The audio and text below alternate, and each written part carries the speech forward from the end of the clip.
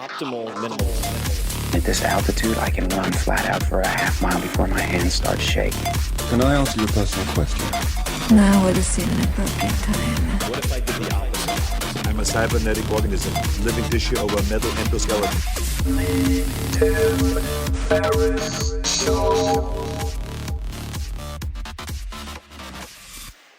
This episode is brought to you by Thrive Market. Thrive Market saves me a ton of money, and it's perfect for these crazy times. Thrive Market is a membership-based site on a mission to make healthy living easy and affordable for everyone. You can regularly save 25 to 50% off of normal retail prices with member-only prices for anything you can imagine, really. Whether it's keto, paleo, gluten-free, vegan, whatever, you can sort by that. You can find all types of food. You can find supplements. You can find non-toxic home products, clean wine, dog food, just about anything. And let me give you a personal example of just how much you can save. So my last order, I ordered Primal Kitchen mayonnaise, which is made with avocado oil. It's delicious. Justin's almond butter. And the first was 25% off. The Justin's almond butter was 30% off. Rao's homemade marinara sauce, which is awesome, 26% off.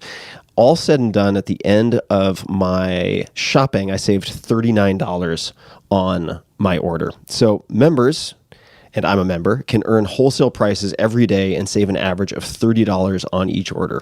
I'll come back to that. And through Thrive Gives, their one-on-one membership matching program, every paid Thrive Market membership is matched with a free one for a low-income family in need. And you can try Thrive Market a few different ways. They have the monthly membership, which is $9.95 per month. They have the 12-month membership for $5 a month, which is billed at $59.95.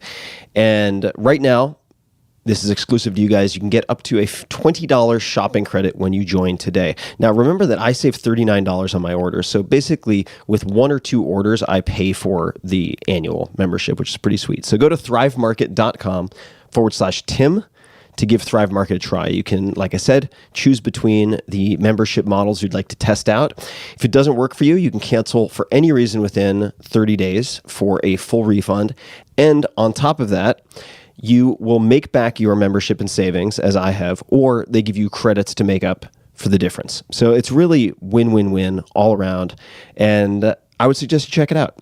Go to thrivemarket.com/Tim. You can receive up to $20 in shopping credit. That's thrivemarket.com/Tim for up to $20 in shopping credit, plus all of the other great stuff that I mentioned. One more time, check it out, thrivemarket.com/Tim.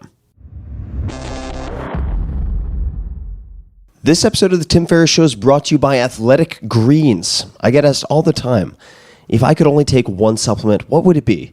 The answer is inevitably Athletic Greens. I view it as, and a lot of you now view it as, all-in-one nutritional insurance. I recommended it way back in 2010 in the 4-Hour Body, and I did not get paid to do so. I've been using it since before that. And I use it in a lot of different ways. I travel with it to avoid getting sick or to help mitigate the likelihood of getting sick. I take it in the morning to ensure optimal performance, and overall, it covers my bases if I can't get what I need from whole food meals throughout the rest of the day. And if you want to give Athletic Greens a try, they're offering a free 20-count travel pack for first-time users. I nearly always travel with at least 3 or 4 of these one-dose bags. In other words, if you buy Athletic Greens as a first-time buyer, you now get, for a limited time, an extra $79 in free product. So check out the details at athleticgreens.com/Tim. Again, that's athleticgreens.com/Tim for your free travel pack with any purchase. This episode is brought to you by AG1, the daily foundational nutritional supplement that supports whole body health. I do get asked a lot what I would take if I could only take one supplement. And the true answer is invariably AG1. It simply covers a ton of bases. I usually drink it in the mornings and frequently take their travel packs with me on the road. So what is AG1? AG1 is a science-driven formulation of vitamins, probiotics, and whole food sourced nutrients. In a single scoop, AG1 gives you support for the brain, gut, and immune system. So take ownership of your health and try AG1 today. You will get a free 1-year supply of vitamin D and 5 free AG1 travel packs with your first subscription purchase. So learn more, check it out. go to drinkag1.com/Tim. That's drinkag1, the number one, drinkag1.com/Tim. Last time, drinkag1.com/Tim. Check it out. Hello, boys and girls. This is Tim Ferriss, and welcome to another episode of The Tim Ferriss Show. This was a really, really fun one to record. Each and every episode, including this one, it is my job to interview world-class performers from all different fields to tease out how they do what they do. What are their habits, belief systems, favorite books, etc. Hopefully, so you can apply and test things in your own life. My guest today is Elizabeth Gilbert. Elizabeth Gilbert is the #1 New York Times bestselling author of Big Magic and Eat, Pray, Love, as well as several other internationally bestselling books. Although her nonfiction work catapulted her to global fame, Gilbert has been critically acclaimed throughout her career for her fiction and has been a finalist for the National Book Award, the PEN/Hemingway Award, and the National Book Critics Circle Award. For those of you who don't know fiction, those are very, very big deals. Elizabeth has had an extraordinary journey. First, as an award-winning magazine journalist, she began her career writing for Harper's Bazaar, Spin, the New York Times Magazine, and GQ. She was a 3-time finalist for the National Magazine Award, and an article she wrote in GQ about her experiences bartending became the basis for the movie Coyote Ugly. Eat, Pray, Love launched Gilbert into another stratosphere altogether, making her one of the most iconic and beloved writers of our time. Now with more than 15 million copies sold worldwide, that is a huge number. Eat, Pray, Love has been translated into more than 30 languages and made into a feature film, and Time magazine named Gilbert one of the 100 most influential people in the world. Her TED Talk about creativity has nearly 10 million views, making it one of the most viewed TED Talks of all time. And this past fall, Gilbert went on tour with Oprah, speaking to 100,000 plus people along the way. Gilbert also wrote the instant #1 New York Times bestseller Big Magic, subtitled Creative Living Beyond Fear, which dives deep into her own generative process to explain where inspiration comes from, how ideas form and grow, and how to overcome the fears and suffering that inevitably arise when we push at boundaries and take a leap into the unknown. Her new book, City of Girls, is a novel set in the New York City theater world of the 1940s, and it hits all sorts of fantastic, fun, tantalizing stuff that we get into in this interview, which covers a lot of ground, and what a pleasure it was. So without further ado, please enjoy this wide-ranging conversation with Liz Gilbert. You can find her elizabethgilbert.com and also on the socials at Gilbert Liz on Twitter and Facebook, and at Elizabeth_Gilbert_writer on Instagram. Liz, welcome to the show. Hey, Tim. Thanks for having me. I am thrilled to have you, and I have messages to impart. My girlfriend insisted that I tell you that she loves you, so that's important to check in the very beginning. Tell her, I'll tell her I love you too. I have so many questions, and we are going to improvise as we go. And I thought I would begin with the alpha wolf, if you don't mind. And this was introduced to me, and for those who don't know, this is a moth talk / presentation story / tearjerker / laugh out loud at moments tale that my girlfriend asked me to listen to with her together in bed before we went to sleep several months ago.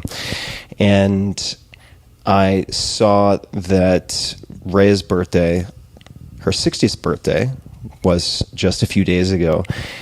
And I have questions about preparing for this, for the alpha wolf, but perhaps you could give people some context. I've fallen in love with the moth, partially thanks to Neil Gaiman, partially thanks to Catherine Burns. And this was a very strong talk on a whole lot of levels. But could you speak to who Rhea was, a little bit of context, and then how you prepared for that? There's quite literally nothing I would rather talk about than Rhea. So you started in a good place for me. So Rhea Elias was quite simply the love of my life. She and I were friends for 17 years. I was married for most of that, and just very slowly and very quietly over the years fell in love with her. She was a lesbian, Syrian, Detroit-raised rock and roll hairdresser, filmmaker, author, musician who had always wanted to live just right on the edge of life. She had been a speedball heroin junkie on the Lower East Side of New York City in the 1980s, was in Rikers Island, was in Bellevue, was in various rehabs and rehabilitations, was homeless, oh God, she'd had such a storied life. And then she finally put it all down, and she spent 19 years clean and sober. And when I met her, she was on the other side of that recovery. And she was the strongest, most extraordinary person I ever met. And as I said in that speech that I gave, in that talk that I gave at the Moth about her, which I shared a year after she died, she was the most powerful person in every room that she ever walked into. And I adored her. She was my guide. She was my teacher. She was the rock, the ground underneath my feet. She was the one person in the world who always made me feel safe. And she didn't just make me feel safe. I felt the feeling that everyone had when Rhea walked into the room was, oh, thank God, Rhea's here. Everybody is safe. That's what the alpha is, right? The alpha is the person who keeps the entire pack safe.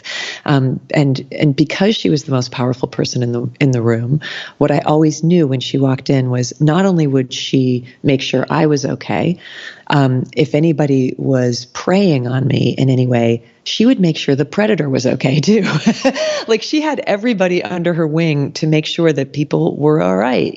She just had this way of handling humans like nothing I've ever seen in my entire life. And I absolutely adored her. And I was a loyal wife, and I loved my husband, and the three of us were really good friends, and there was no way in the world that I was ever going to cross that line. I just kept that love very quietly in my heart. And we all just had a beautiful life together until the day that she was diagnosed with terminal pancreatic and liver cancer. And I got a phone call from her saying that she'd gotten this diagnosis and that they said she had 6 months to live. And from that point forward, it was no longer possible for me to keep that love hidden. And very swiftly after that, I had a conversation with my husband and said, I need to go and be with Rhea. And no one was surprised by this. He wasn't surprised by it. He'd seen it for years. And he in one of the greatest acts of courage and dignity I've ever seen anybody do, he very graciously stepped out of the way. And we separated, and I went to be with her, and I was with her until the end of her life. So that's who Rhea was, and that's who she was to me. As for that speech that I gave at the Moth, that talk, what I was challenged to do in 12 minutes was to try to get over the net who that person was, the most epic human being I'd ever met. And I decided the way to do that was to tell a few stories about the experience of her death and dying, which were mostly based on ideas that I had about how she was going to become very helpless and I was going to have to be her hero and protect her, versus the reality of the situation, which is that she never became helpless. She remained the alpha in the entire situation. She was a really hard patient to take care of for that reason. She absolutely refused to cooperate with my version of some airy-fairy, soft, hippie depth that I wanted to give to her. And instead, she died the way she lived, like the badass, fierce, unrelenting warrior that she was. And it was brutal, and it was beautiful, and she never stopped taking us by surprise, right even up till the last second. Was it difficult for you to have the conversation with your husband, or difficult to prepare for this talk, or did both come to you very naturally, or something in between? It was very natural and very difficult. I was only guided by again, going back to the teachings that Rhea gave to me, one of her great expressions that she lived by was the truth has legs.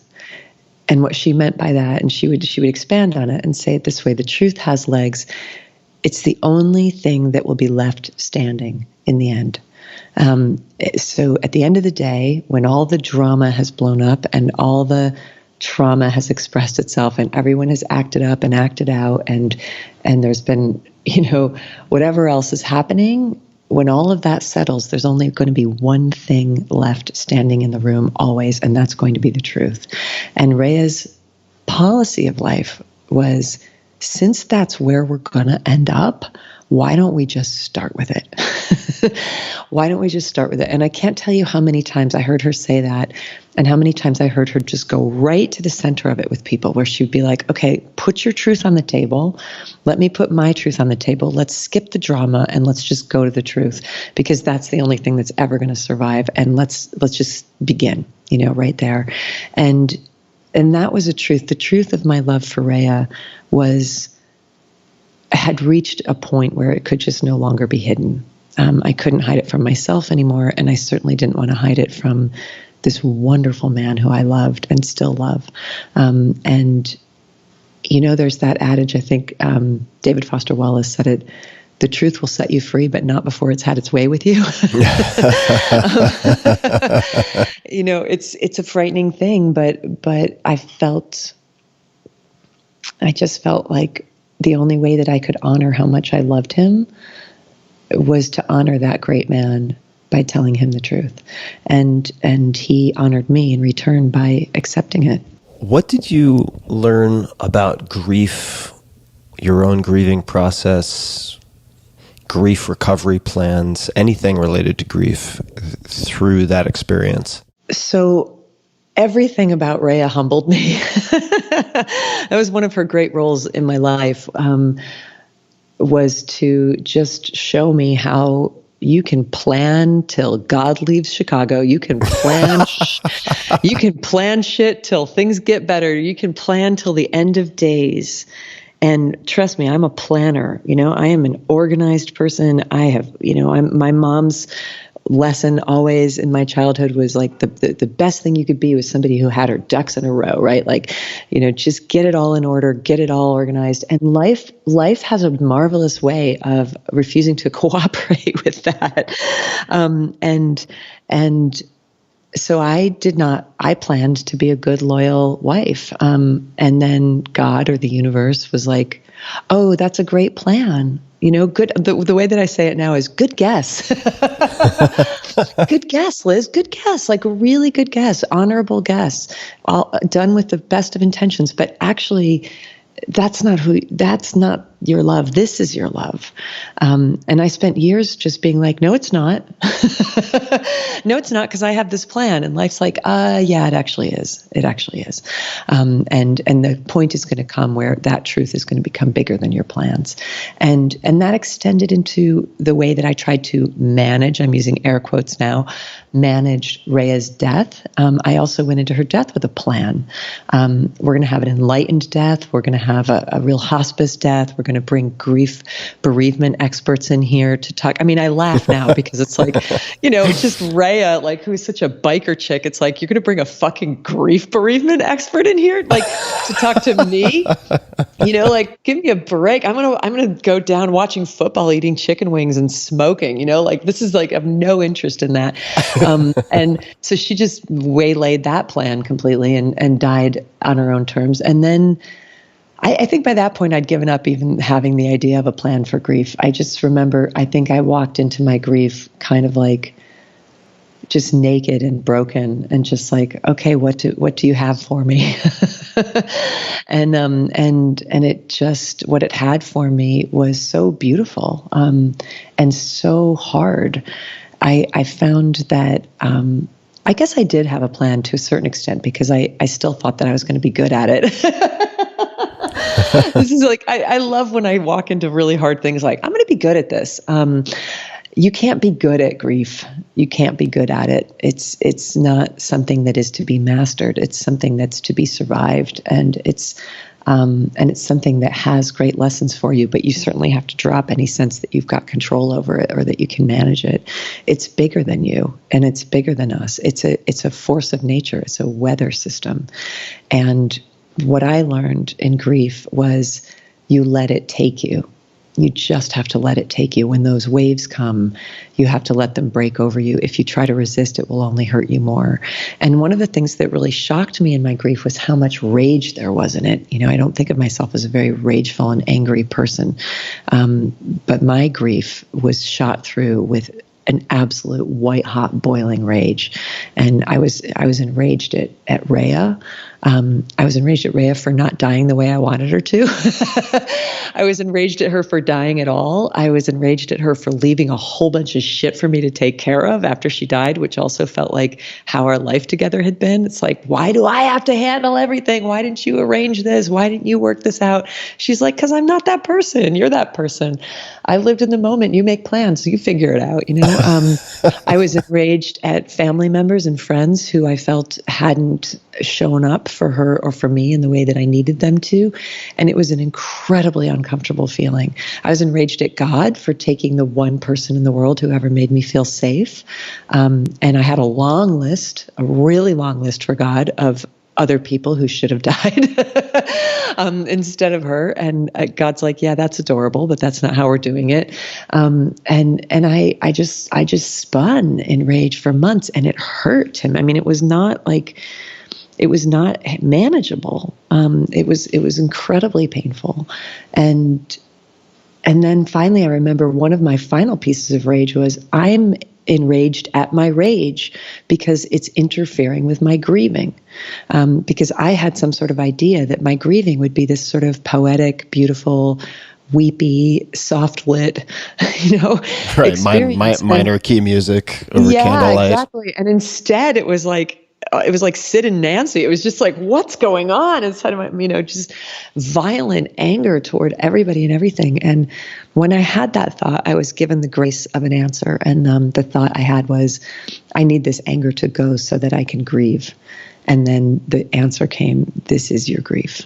And grief is the most uncomfortable experience you'll ever have in your life. And for you, Liz, the most uncomfortable thing you can ever feel is anger toward anybody, even a teeny tiny bit.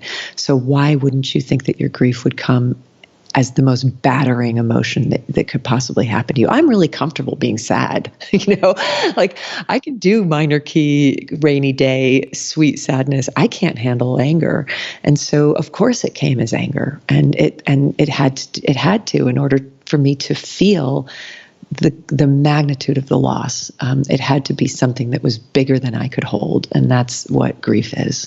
One thing that strikes me, and there are many things that strike me, but one of the things that strikes me about your work, of which I am a big fan, is how well you use humor and lightness along with the difficulty and the darkness. And so I'd love to chat about that for a minute. I've read about your I don't want to call it position, that makes it sound too strange, but your discussions of creativity and the allure and the danger of fetishizing pain.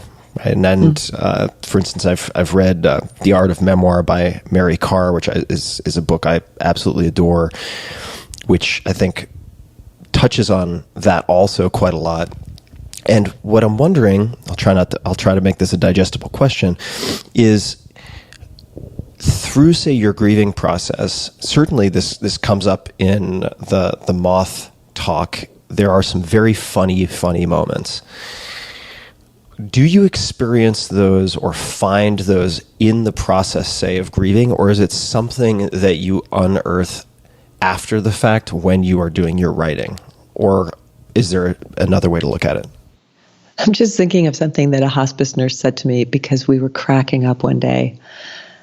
I can't remember what it was about, but there's a lot of, anybody who's ever been by it, there's a lot of humor that shows up, and it is literally gallows humor. It really is like, I've got a picture of me and Rhea's ex-wife and Rhea's ex-girlfriend, who were the two women who showed up like champions at the end of her life to help to take care of me and help to take care of her, because they loved her so much. And it was also just such a factor of what a boss Mac Daddy Rhea was, that she had like every woman who'd ever loved her came back to take care of her when she was dying, and to take care of each other. And there was a lot of laughter between the three of us about just like handling this force of nature as she was dying. Like, can we survive it? Right? She's the opposite of a good patient, and so there was a lot of humor in there. And the hospice nurse was laughing with us one day, and I said to her, it's amazing that you can laugh given the line of work that you're in. Like she spends her life working with people at the worst, most painful parts of their lives, at the end of their lives. And she said, we have a little motto. We say, if you can't laugh at death, get out of show business. Like, you shouldn't be a hospice nurse if you won't survive, And I'm sure that's what you and I are talking right now in the midst of the COVID crisis. And I've been thinking about that. I've been thinking about the nurses that I know, and I'm imagining that there is some dark ass humor happening in those hospitals right now. There has to be, in the same way that soldiers would tell you about the humor that happens when you're under fire. Like, there absolutely has to be, or you simply won't be able to survive it. So I will say that the humor's there, in those moments. I mean, right after Rhea died, we had been through such hell with her, and literally, and her death was not, as I say, it was brutal. 1 minute after she took her last breath, her last horrible breath, Gigi, her ex-wife, stood up, brushed off her hands, and goes, "Okay, so that's done. I'm going to be on the next flight out of here, like at 2:00." It was hilarious, but it was also just like what Rhea would have done, because it was like, "Okay, you guys good? We good? We done here?" We just all like rolled over laughing in the middle of our tears, and I feel like that humor has to be shot through the entirety of your life, or else you really are not going to make it through Earth School, because Earth School is a hard school, and it's a hard assignment. And I think the humor is quite literally grace. That's these pieces of grace that are shot through the nightmare. Yeah. Let's talk about writing. Something that I'm fairly sure that you're fond of on some level. And I was doing homework for this conversation, and it seems like you decided to be a writer very early in life, and that there were supporting plans but not backup plans, so to speak. And the line that I found, and you can fact check or correct anything that I'm saying, but I'll read a quote which is from an interview you did on Read It Forward, or readitforward.com at least, and that is something you said to yourself: "This is what I do, and I'm willing to be a diner waitress and a bartender and an au pair and somebody who sells jewelry at flea markets. I'm willing not to have very nice fancy things. I'm willing to give up going on vacation with my friends to stay home and write. I'm willing to give up everything for this because this is my source of light." How did you know it was your source of light? What did that feel like? It felt like, I've said this before. Okay, so I would say that like I officially launched a spiritual journey when I was around the age of 30 and going through a very bad divorce that, if you've heard of a book called Eat, Pray, Love, you already know about. But I have heard of this. Yes. Yeah, it's a couple people read it, so you might know. And I have continued that spiritual journey in what I would call traditional ways. So prayer, meditation, contemplation.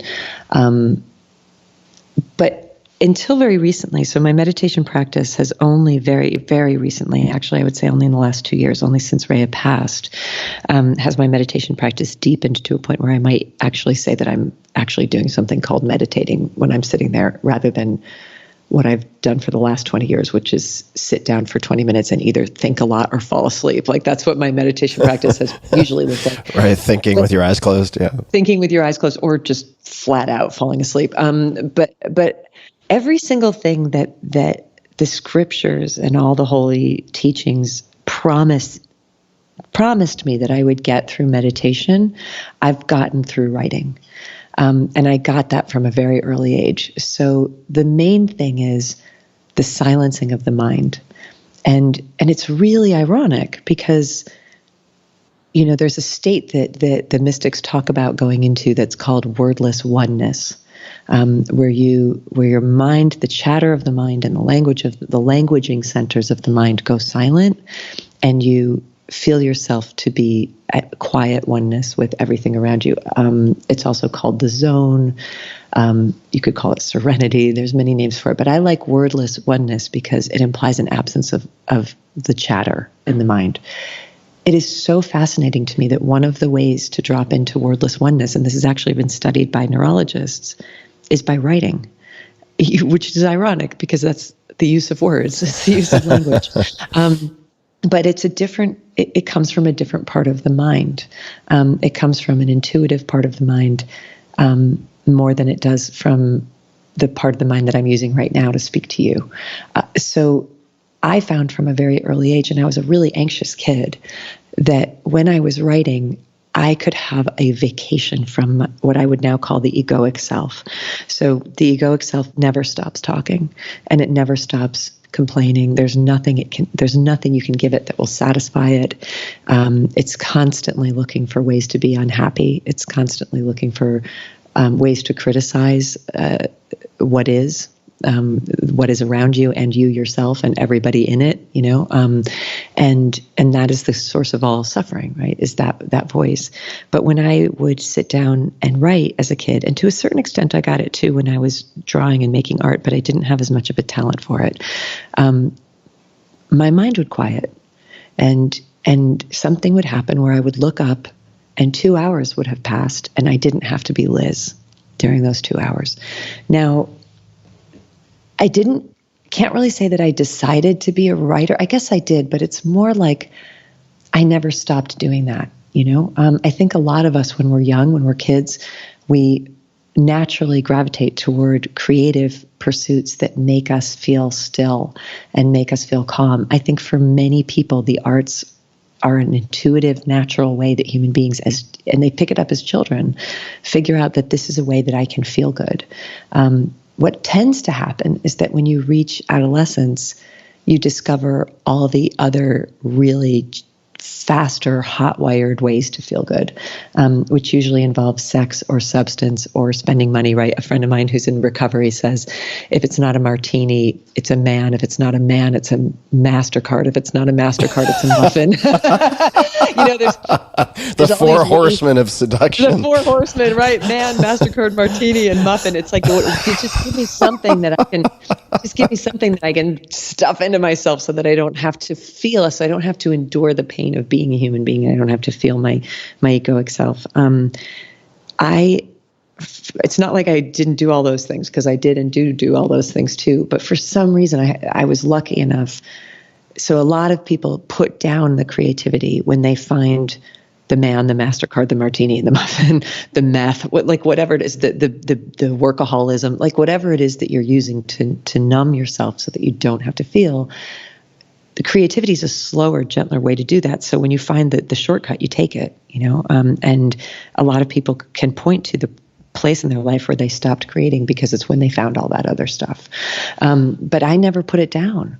So for some reason, I was lucky enough to have the good sense in a life that has been filled with a lot of bad sense and a lot of nonsense. I had the good sense to hold on to that, and to notice and realize that it's something that made me happy in a way that didn't come with the great price tag that comes with those cheap, hot-wired ways to make yourself happy. There's always a hangover and a consequence from those ways, but with writing, there isn't. It really was my place of stillness, and I think, in a weird way, it was the beginning of my spiritual practice. I just didn't know that it was. I didn't have that language for it. I just knew that it felt good. So let's pair stillness with awe for a moment.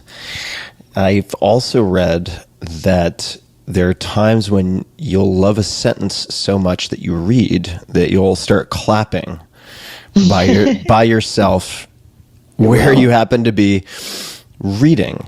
And I would love to know what type of writing, what writers have done that for you, if you could name even a few of them, and what it is. What are the ingredients that lead to that one woman standing ovation? Often in the bathtub. Yay, yay. Well, they say that great art has to contain two features. It has to be both surprising and inevitable.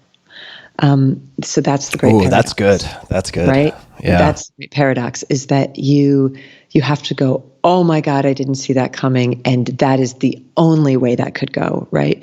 I'm thinking of the ending of Breaking Bad, where that whole show, but like the last moments of Breaking Bad. Spoiler alert. Spoiler alert. You've had many years to watch it now, people. I won't tell you the ending. I will just tell you that I also stood up and applauded at that because it felt both surprising and inevitable. So that's the feeling. You want your whole nervous system to kind of be like, oh my God, I didn't know that could be. And yes, of course, it had to be, and now it's rearranged my DNA in a certain way where I can't be the same now. Poetry tends to do it. The poets have this amazing ability to put that into such a tiny space where it's like the encapsulation of inevitability and surprise.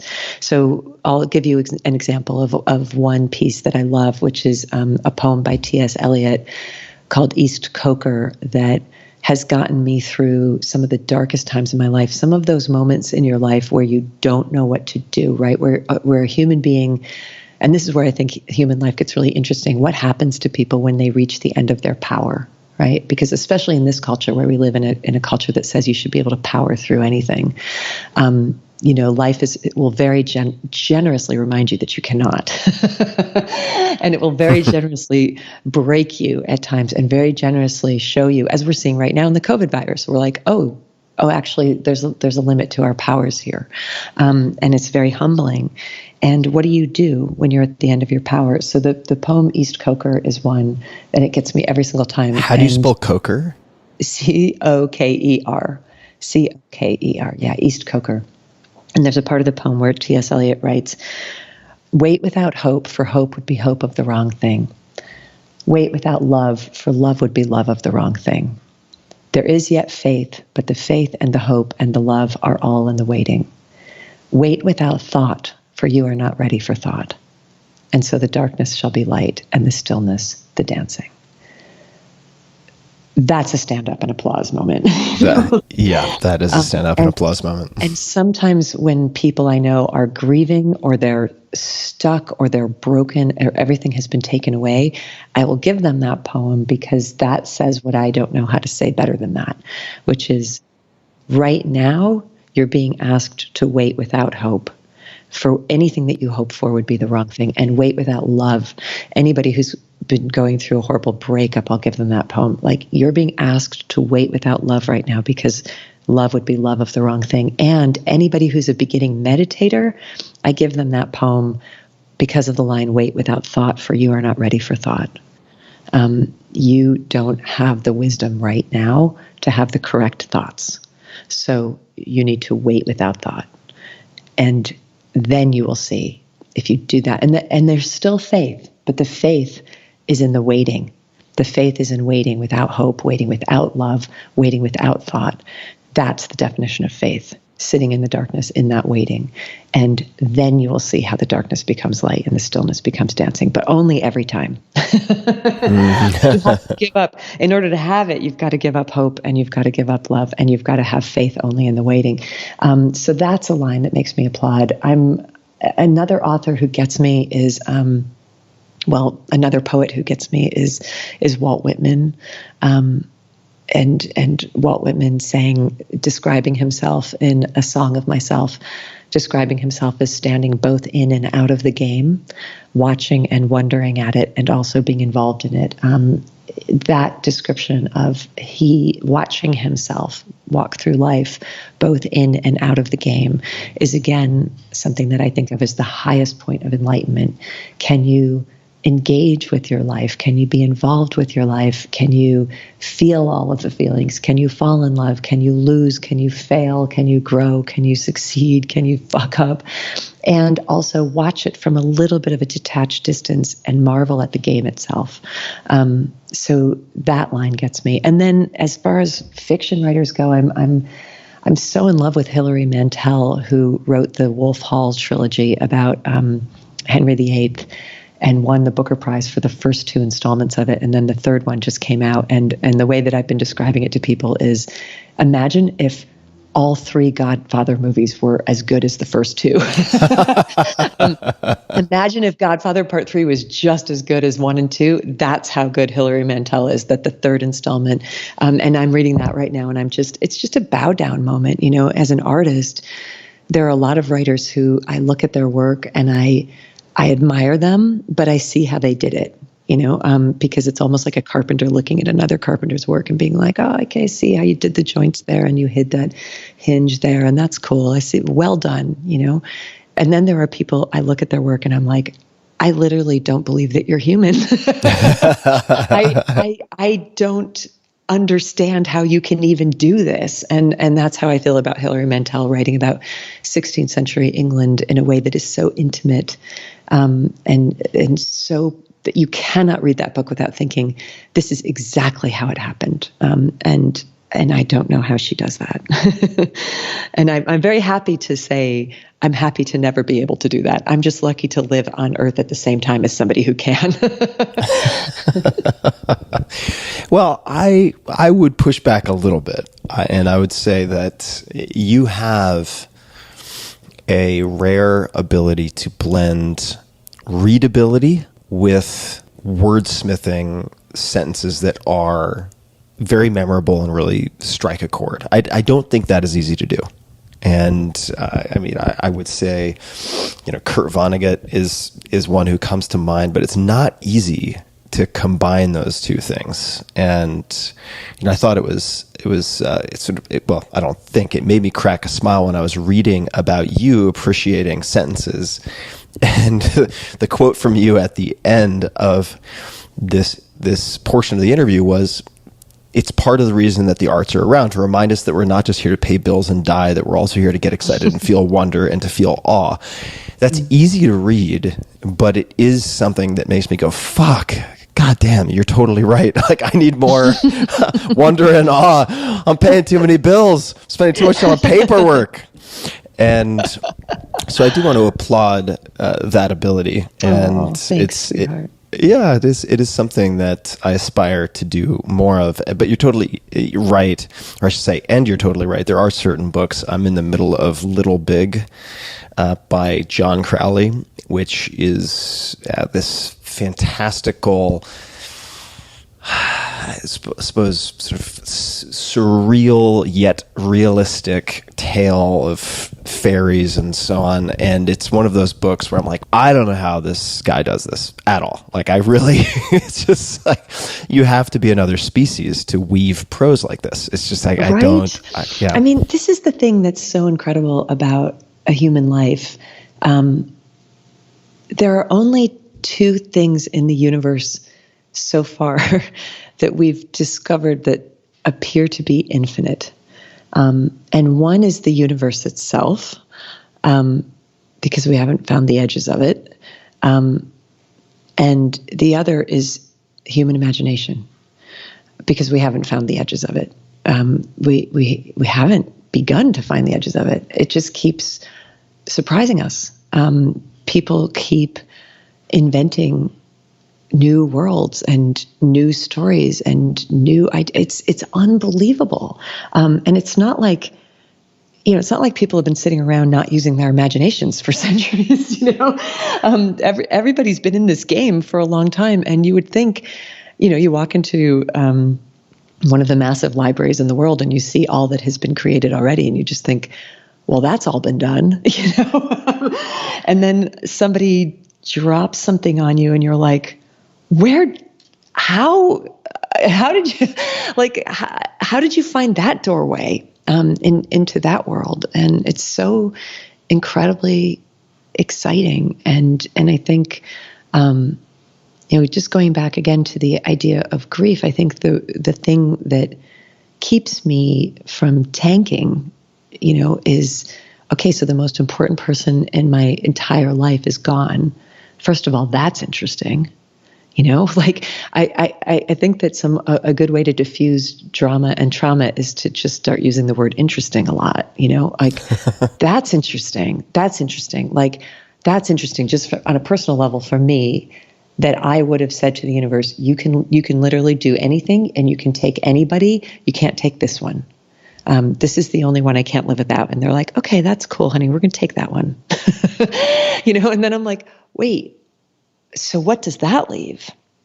Well, okay, apparently I can live without her because I'm being asked to and I'm being invited to.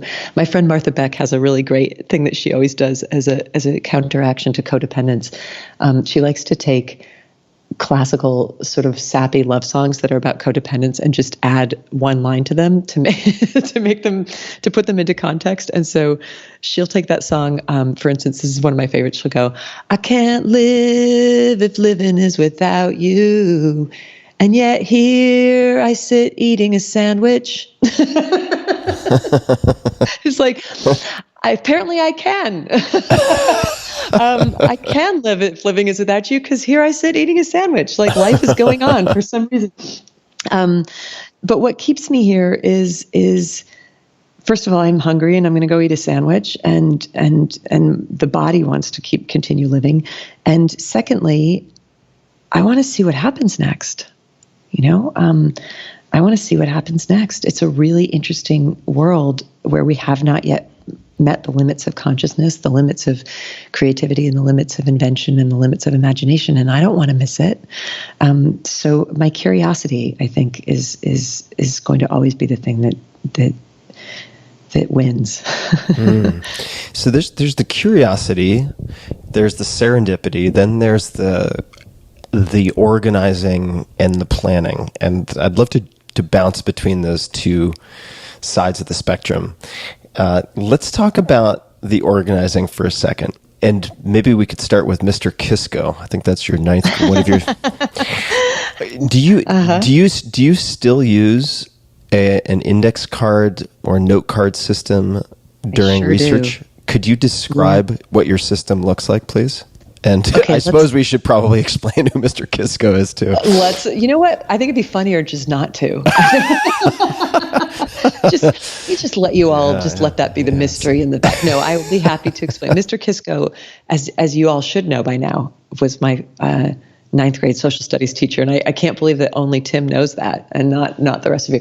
Mr. Kisco was ninth grade Western Civ teacher, and really hard ass, really good teacher, really scary teacher. And he taught us how to write term papers. And he taught this system that was very simple, that involved index cards and a box to put the index cards in. And as you're doing your research on the topic, you put divisions in the box on different subjects. And then every time you find a fact or a piece of information on a page, you would write one fact per index card, one piece of information per index card. And then there was also a system that you would use for footnoting. So like if the first book I would read would be book A.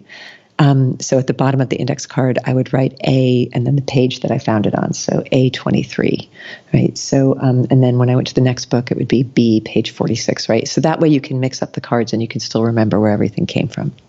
Very simple.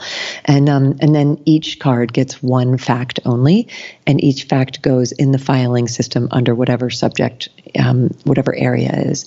And when you start to write, you've got all your facts at your fingertips in order.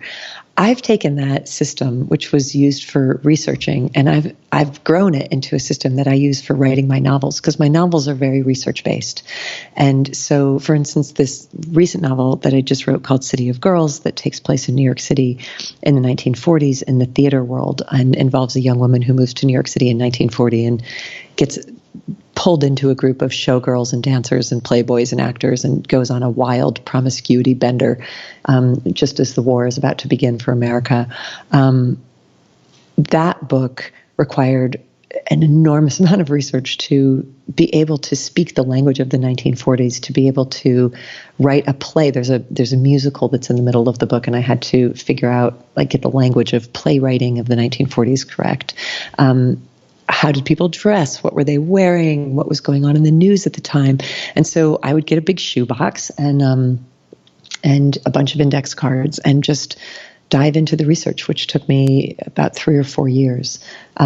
And I would read a lot of biographies and a lot of letters, and every single idea and every single fact got its own card. So every time I had a line of dialogue that I wanted to put into the book, I would write it on its own card, and I would put it for that character into their little section.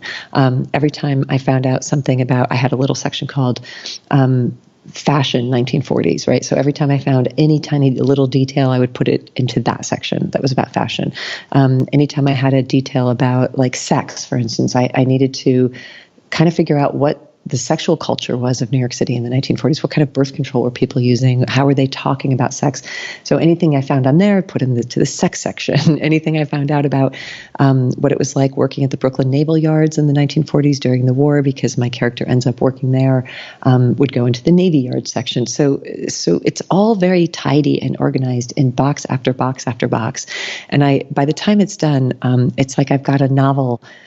I call it a book in a box, but it's really usually 5 boxes by then. But it's such a great gift, because when you're writing, and it really helps me with writer's block, because as I'm introducing a new character into the story, all I have to do is reach into the box and pull out her file. And because I've been putting notes in there for the last 4 years, I've got like a 2-inch thick file on this character of details of things she would say, or what she's wearing, or ideas for character development. And so it's an assistance to myself when I sit down to write, that I can draw upon that and use it. And it makes it so much easier. And sometimes the research is tedious, but part of my sense of stewardship and friendship over myself is that I try to do really nice things for Liz. And I try to do really nice things for future Liz. Like, I hate flossing my teeth, but I do it for future Liz as a gift. So every night when I floss my teeth, I'm like, I hate this, but future Liz, this is for you, babe, because I care about you and I love you. And and so when I'm writing these notes to myself, so I might be sitting there at the New York Public Library doing research on, like, how much theater productions cost in the 1940s, and how much the sets would have cost and who would have been on hand, like boring stuff, but I'll just sit there and I'll find some really great detail, and I'll write it on a card, and I'll be like, oh my God, future Liz is going to be so psyched when she finds this card 3 years from now, because she's going to be writing the scene and she's going to be stuck, and she's going to reach in and she's going to pull out this detail, and she's going to be like, oh, yes. And then what happens is that while I'm writing, I'll reach in and I'll find some amazing card with a great piece of dialogue on it, or a great detail that really helps with the scene. And I'll be like, thanks, past Liz. You're the best, and it's like this little salute across time where, like, past Liz is like, I got you, babe. And future Liz is like, thank you for looking out for me. You're the best.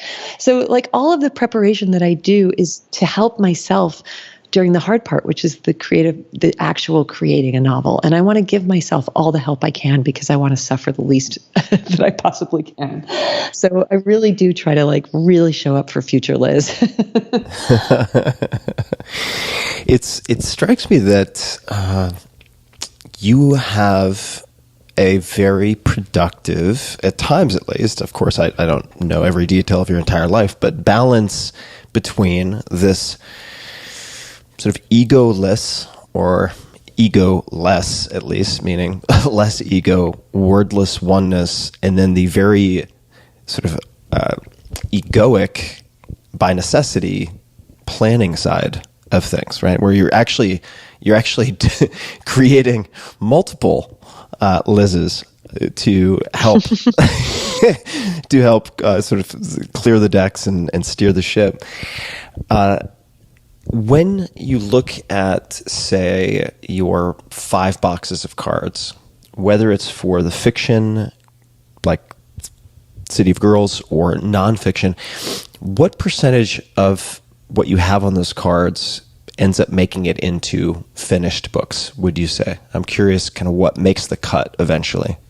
Tim, I am so happy to tell you that I can give you that percentage because I can see it very clearly. Because once I pull a card out, I put it into its own separate box once it's done. So when I'm finished, I can actually see how many I used. And I'm really interested in that myself. And it is about a fifth.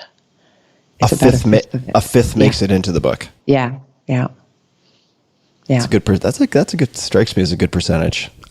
Yeah, and you definitely need all of it because you don't know what you're going to need, right? You want to kind of over prepare, and all of it. I like what you're saying about the bifurcation of selves of the egoic, less wordless wonder creator and the one who's preparing. But I actually think that there's an egolessness that's in the research as well, and that is the humility of feeling like I'm a servant to this book. I really do feel, and you know this if you've read Big Magic, that ideas come to us from a very mysterious outer source. And by mysterious, I mean we will never know why it is that ideas are formed, that ideas, as I like to think of them, ideas are these bodiless gigabytes of consciousness, and they have desire and they have will and they want to be made manifest. And anyone who's ever had an idea knows this. The idea itself has an urgency to it. It wants to be born. It wants to be nourished. It won't leave you alone, right? It's waking you up in the middle of the night. It's nagging at you. It's sending coincidences to you and serendipitous, reminders of it. And it just starts to become sort of an obsession. It's almost a viral infection of an idea coming to you and taking you over. I think it's such an honor to be given an idea, especially if it's a halfway decent one, that I feel like my life is in service to that. And when I don't have an idea, and I don't have a thought for a book, I think of myself, the image that I hold of myself is literally of a servant, like one of those very proud British servants, who doesn't see their servitude as being demeaning, and sees it as a great craft, a great skill to be a good servant, right? I see myself in uniform, white gloves, hands behind my back, standing outside the door of the muse at attention, waiting. I'm like, it's not passive. I'm like waiting for the next idea to come, and so that I can be of service to it and be ready for it when it arrives. So there's a certain humility in the research process too, of I'm just working for the mothership. I don't know what the mothership is. I don't know where the ideas come from, but I am a grateful servant to it. So this may seem like a forced segue, but I'm going to force it anyway. I don't think it's forced. You're mentioning being of service. A number of things have come up: grieving, death, this active waiting, if I could give it that phrasing. One book that came up in my research, and feel free to confirm or deny, because you can't believe everything you read on the internet, but are you a fan of Meditations by Marcus Aurelius? Yes. Why is that? What is the meaning of this book for you, or what role does it play for you? Okay, so Marcus Aurelius was, of course, the great philosopher king. Plato had always said that the ideal society would be a society where the king was also a philosopher. We have that right now in America. Sorry. I was excited to see where that was going. I kid because I love. Anyway, Marcus Aurelius was that. He was a great scholar, and he was a great leader, and he was, like all philosophers, somebody who spent his life in examination of the human condition and of his own existence. And his meditations are what survives of his journals, and they're so beautiful and they're so immediate. I mean, the other thing that great art is that it's eternal, right? So the way that Marcus Aurelius speaks to himself in his journal feels like it could have been written yesterday. He is struggling through the same eternal questions that all of us are struggling through. What is the meaning of my life? How do I serve without being destroyed in service? How do I handle failure? How do I handle difficult people? how do I handle the limits of my powerlessness? What happens when there are situations that are beyond my control? And he was a Stoic as well. So a lot of it is just about, can I survive my emotions? Can I, and Stoicism in that philosophical realm doesn't mean, white knuckling your way through pain and pretending not to feel it. It means achieving, going back to Whitman, achieving that sense of being both in and out of the game at the same time, being involved and like up to your neck in the messiness of life, while at the same time achieving a tiny bit of detachment to watch I guess in Eastern philosophy they would call the karmic dilemma that you're in, and recognizing that there may be limitations to how much you can control that. And I love the way that he speaks to himself directly in his journals, the way that he'll say to himself, come on, man. Like, come on, Marcus, dude, get it together. Like, it's time. Like, this is a moment for you to act. You can go down now, or you can find your strength. You can find your resilience. Like the way that he coaches himself. I find that incredibly inspiring. And I also think, my friend Martha Beck, who I talk about a lot because she's a great teacher, but she has a great teaching that she gives people when they're full of anxiety and full of fear. There's ways that you can learn to speak to yourself that will actually mitigate that. And one of the ways that she teaches is that she coaches her clients to write down, let their fear speak. So you just give your fear its day, right? You have to respect it. It exists. It's part of you. You don't want to cast it away or attack it. You just open up your journal and you invite your fear to write down everything that it's afraid of. And you listen politely and with nonviolent compassion to your fear as it speaks. And then once it's done and it's had its say, you say, thank you so much for sharing that. I'm really grateful that you trust me enough to be this vulnerable and to tell me everything that you're afraid of. And then you say to your fear, I'm now going to ask you, now that you've had a chance to speak, if you'll step aside, and I'm going to bring another aspect of myself forward, and I'm going to ask it to speak. So if you would just step aside for a moment, I'm now inviting wisdom into the room. And now I'm going to ask wisdom to write down what it thinks and what it suggests in this case. And it's extraordinary to see the wisdom that people find in themselves, that you're not just made of fear, you're also made of grace and of wisdom. And those meditations of Marcus Aurelius, it feels like that's what he's doing. He's writing to himself from a place of fear, anxiety, and uncertainty.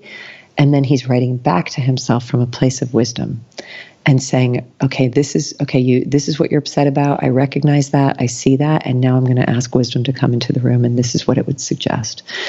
So it's so beautiful and intimate, to get to see a great mind like that working with itself in such intimate setting. Well, hot damn, am I glad I asked about Marcus Aurelius. And for people who have no familiarity with Marcus Aurelius, to put the philosopher label also in perspective from the leadership, or within the sort of mesh of leadership, he was the last of the rulers known as the Five Good Emperors, and also the last emperor of the Pax Romana, which was an age of peace and stability in the Roman Empire. So very highly effective, highly revered, and also highly reflective. And so I definitely second the recommendation. I would love to chat. Thank you so much, Tim, for putting him into, of course, because I'm so fascinated by spirituality and philosophy, I forgot to mention that he was also a badass Roman emperor. He also had a job. He also had a really good job, and he was excellent at it. So yes, thank you for pointing that out. Of course. And he wasn't just a really thoughtful guy. He was also running like the world's greatest empire. He was, fascinating character, and in some ways a reluctant leader also, much like Cincinnatus and some others George Washington comes to mind. Fascinating guy. And I would love to leapfrog to Martha Beck, because you mentioned this parts work, which would be one way to put it, letting the fear speak. which makes me think also of something called internal family systems, or IFS, which That's exactly what it is. Yep. Uh-huh. super, super, I'll use the word interesting, and also incredibly effective. I've seen IFS mostly as used by Michael and Annie Mithofer, who are therapists who work very closely with a nonprofit called MAPS in developing protocols for MDMA-assisted psychotherapy for PTSD. And both IFS and, well, I don't want to actually say this about IFS, but cognitive behavioral therapy has a lot of its roots in Stoic philosophy, which has been used for trauma and PTSD, and then IFS does as well. That's just as a bit of context for folks. And I'd love for you to speak to what else you've learned from Martha Beck. I mean, what are some of the other things that have really stuck for you? Yeah, well, I'll give you one. When I met her years ago at an Oprah Winfrey event. If you don't know of her, she's a life coach. She's a writer. She's actually the person for whom the term life coach was invented. She was the original life coach, and I always say she was Oprah Winfrey's life coach. Everybody. So if you just want to, know like some credentials, that's Martha. When I met her around the time Rhea was sick. I had reached out to her. There are no coincidences, but we had met years ago, and then she wrote a book called Diana herself that landed on my desk, and I read it, and I was like, this is so dazzling, and I need to reach out to her personally and tell her how great it is. So that reestablished our contact with each other. And then very shortly after that contact was established, Rhea got sick, and Martha was right there for us, and really walking us through that death and dying experience in such a remarkable way. I can truly say that it would have been a very much more painful experience without her help. One of the things that I said to Rhea about Martha once I first started having conversations with her was, I said, I've always felt like I play the game of life pretty well. Martha took the ball and just left the arena. like here I am struggling to play the game well. She's just like, nah, I'm not even going to play the game by its rules. And I didn't even know that you could just leave the game. And she's so wild off the charts. And her wildness is that she has this very strong belief that your intuitive nature will take care of everything. But in order to listen to it, you have to step away from trauma and you have to step away from culture. And that often means you have to unlearn every single thing you were ever taught by your family and by your culture about what is right and wrong. And you have to become a completely natural, wild, intuitive being. And you have to guide yourself purely based on essentially what she would say is based on what your body tells you. So any time that and that's located, like I'm putting my hand on it right now, but it's that center located between like your navel and your sternum that's often extremely emotionally reactive. So if I don't want to do something, if I don't like somebody, that thing knows. It's like it's a compass that's never wrong. And culture and trauma and family and training have taught me to override it constantly, right? So somebody invites me to an event and my sternum navel area starts to feel sick because I don't want to do it, but my training and my culture tells me that I have to.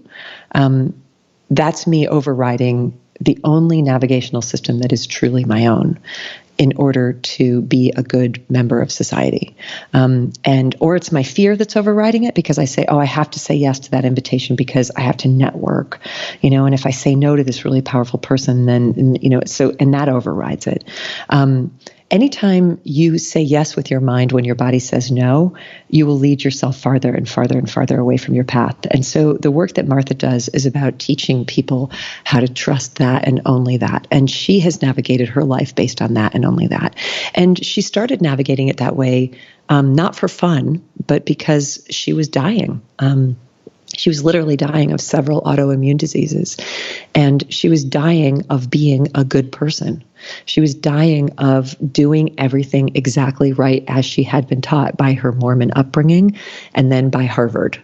She went and got 3 degrees at Harvard. So she went from one really oppressive culture, which was Mormonism, into another one, which was academia. And the entire time was trying to be the best, good, moral, ethical person as per culture's recommendations. And she was literally dying of it.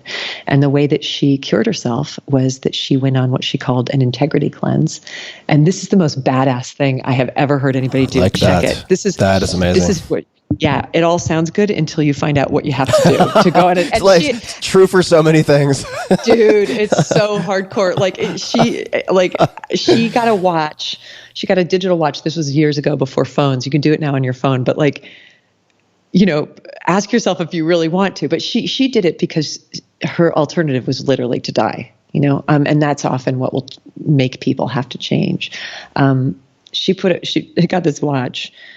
She put a timer on it to have it go off every 30 minutes. And every 30 minutes, whatever she was doing, she would check and see if she was lying. And if she was lying, she would correct it. So every 30 minutes. So that means you're on the phone with your sister, and your sister's saying, "You guys coming for Christmas this year?" And you say, "Yeah, I can't wait. We're so looking forward to it." Beep, beep, beep, beep, beep. Actually, no, I don't want to come. I don't want to come. We're not coming.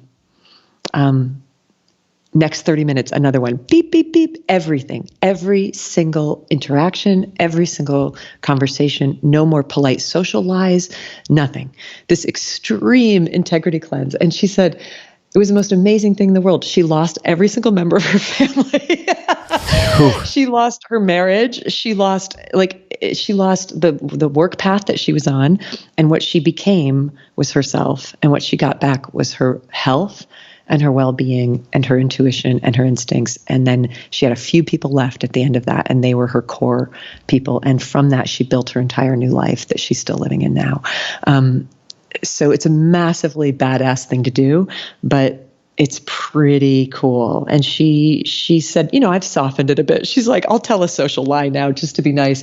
But she's got a new book coming out next year that's all about this, that I can't wait to be out into the world, because it's so, the amount of integrity that she lives with and the amount of integrity that she taught me to live with, are huge. And when you asked me, was it hard for me to tell my husband that I was in love with Rhea, that was directly a result of seeing the way that Martha lives, and just having to be in integrity at the same time as being in respect to somebody.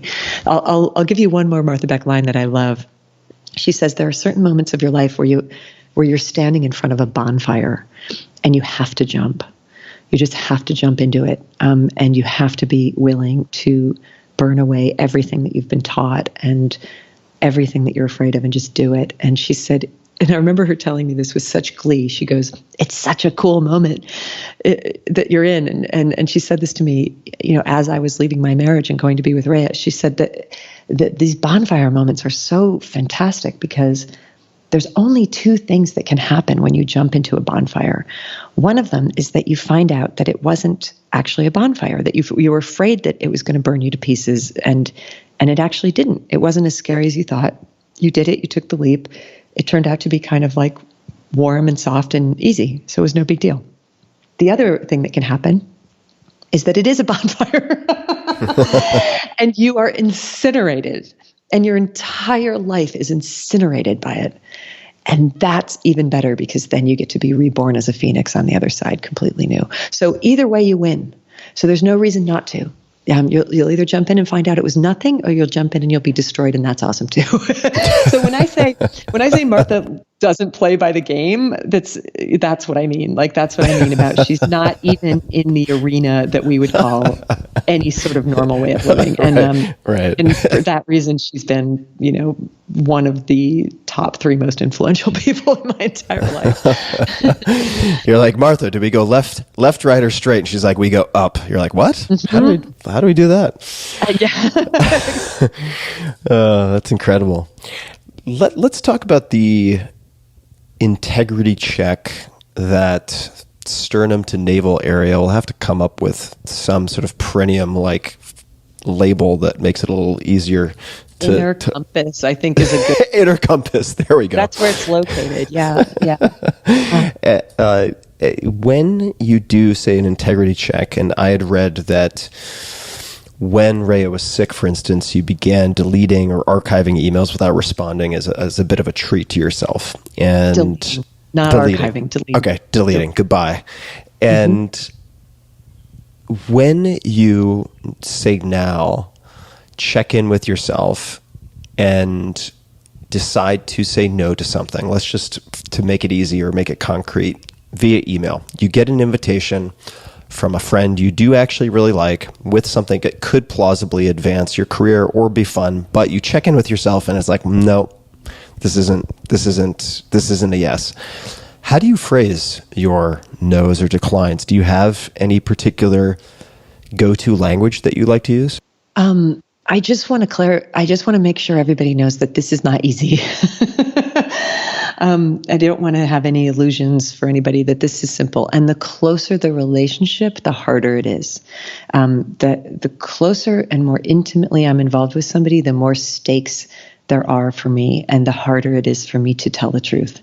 And that feels like it should be, there's a paradox. The people you love the most should be the people that you are able to be the most honest with.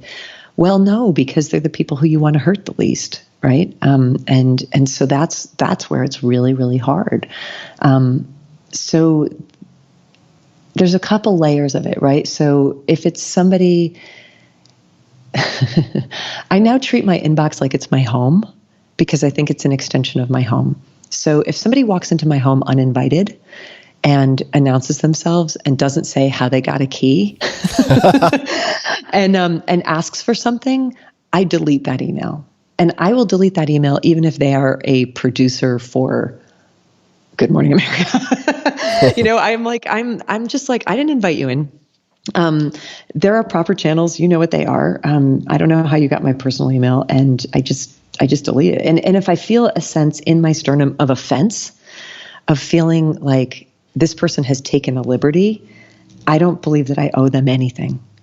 I don't believe that I owe them anything any more than if I came down to my kitchen and saw people sitting at my table who I didn't know eating breakfast.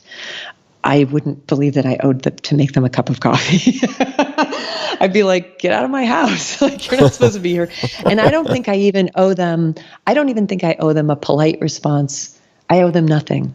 I didn't ask you to come into my house. I don't owe you anything. So that's the easiest. Those ones are easy. And I now treat myself to doing that. I mean, I do that every day.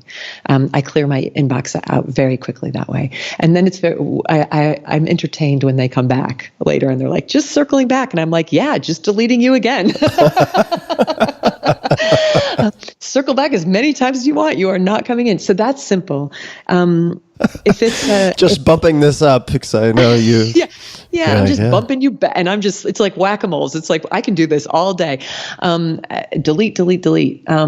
If it's somebody who I care about, if it's something that I'm interested in, but I'm just not going to do it because I don't want to, I will write back and say, thank you so much. I'm really honored that you invited me to this, but I'm not going to be able to do this at this time. And I don't feel the need to give a reason. I think a simple no is really, really good. And sometimes the reason it's good not to give an explanation is that if that person is an expert manipulator, as many of us are, that explanation will not suffice. So it won't matter what you give as an explanation, because they can come back and be like, well, we can do it by audio, right. Or we can do, we can do it a different weekend. Just no. And I learned a lot about this from my teacher, Byron Katie, who teaches an amazing thing called the School for the Work. She's a whole another being who's not at all living by the rules. Extraterrestrial, for sure. She is extraterrestrial. She is the only fully enlightened human being I believe I have ever met. And as such, she does not have any trouble saying an honest yes and an honest no to people. And just to underscore that, because I did an in-person training with her. I mean, literally no hesitation, None. no struggle, no conflict. None. It's bizarre and just mesmerizing to watch. And really. she loves you. And she loves you. There's totally. also no hostility. So no I remember offense, seeing no somebody hostility. Somebody came up to her at an event, handed her a book that they'd written, which people do to me all the time too. So I really marveled at this. And they said, I wrote this and I want to share it with you. And she said, "Oh, sweetheart, I'm never going to read that." True. It's just true. I'm never going to read that. And I'm like, oh my God, I didn't know you could say that. Right. That's amazing. And she said it so lovingly, like, oh no, I have no interest in reading that. So she teaches, I don't know if you did, when you took her training, did you do where she teaches a simple no? And she does the training on how to give a simple no. I don't think we actually spent much time on that. So I would love to hear you say more. So we worked on the emotional one pages and the turnarounds. Yeah, we did a lot on the turnarounds, which is probably we could do a whole episode just on that. but everybody look up Byron Katie. She's amazing. And if you have the means and if you have the chance to ever take her 9-day School for the Work, it's the most important thing I've ever done for myself. So wow. Say that quite simply. But she has a whole day in the 9-day School for Work, which is about the simple no. And the simple no is ways to say no. And it always begins with thank you. And there's never a but. Because she feels that the word but is very cruel. And it's just an and.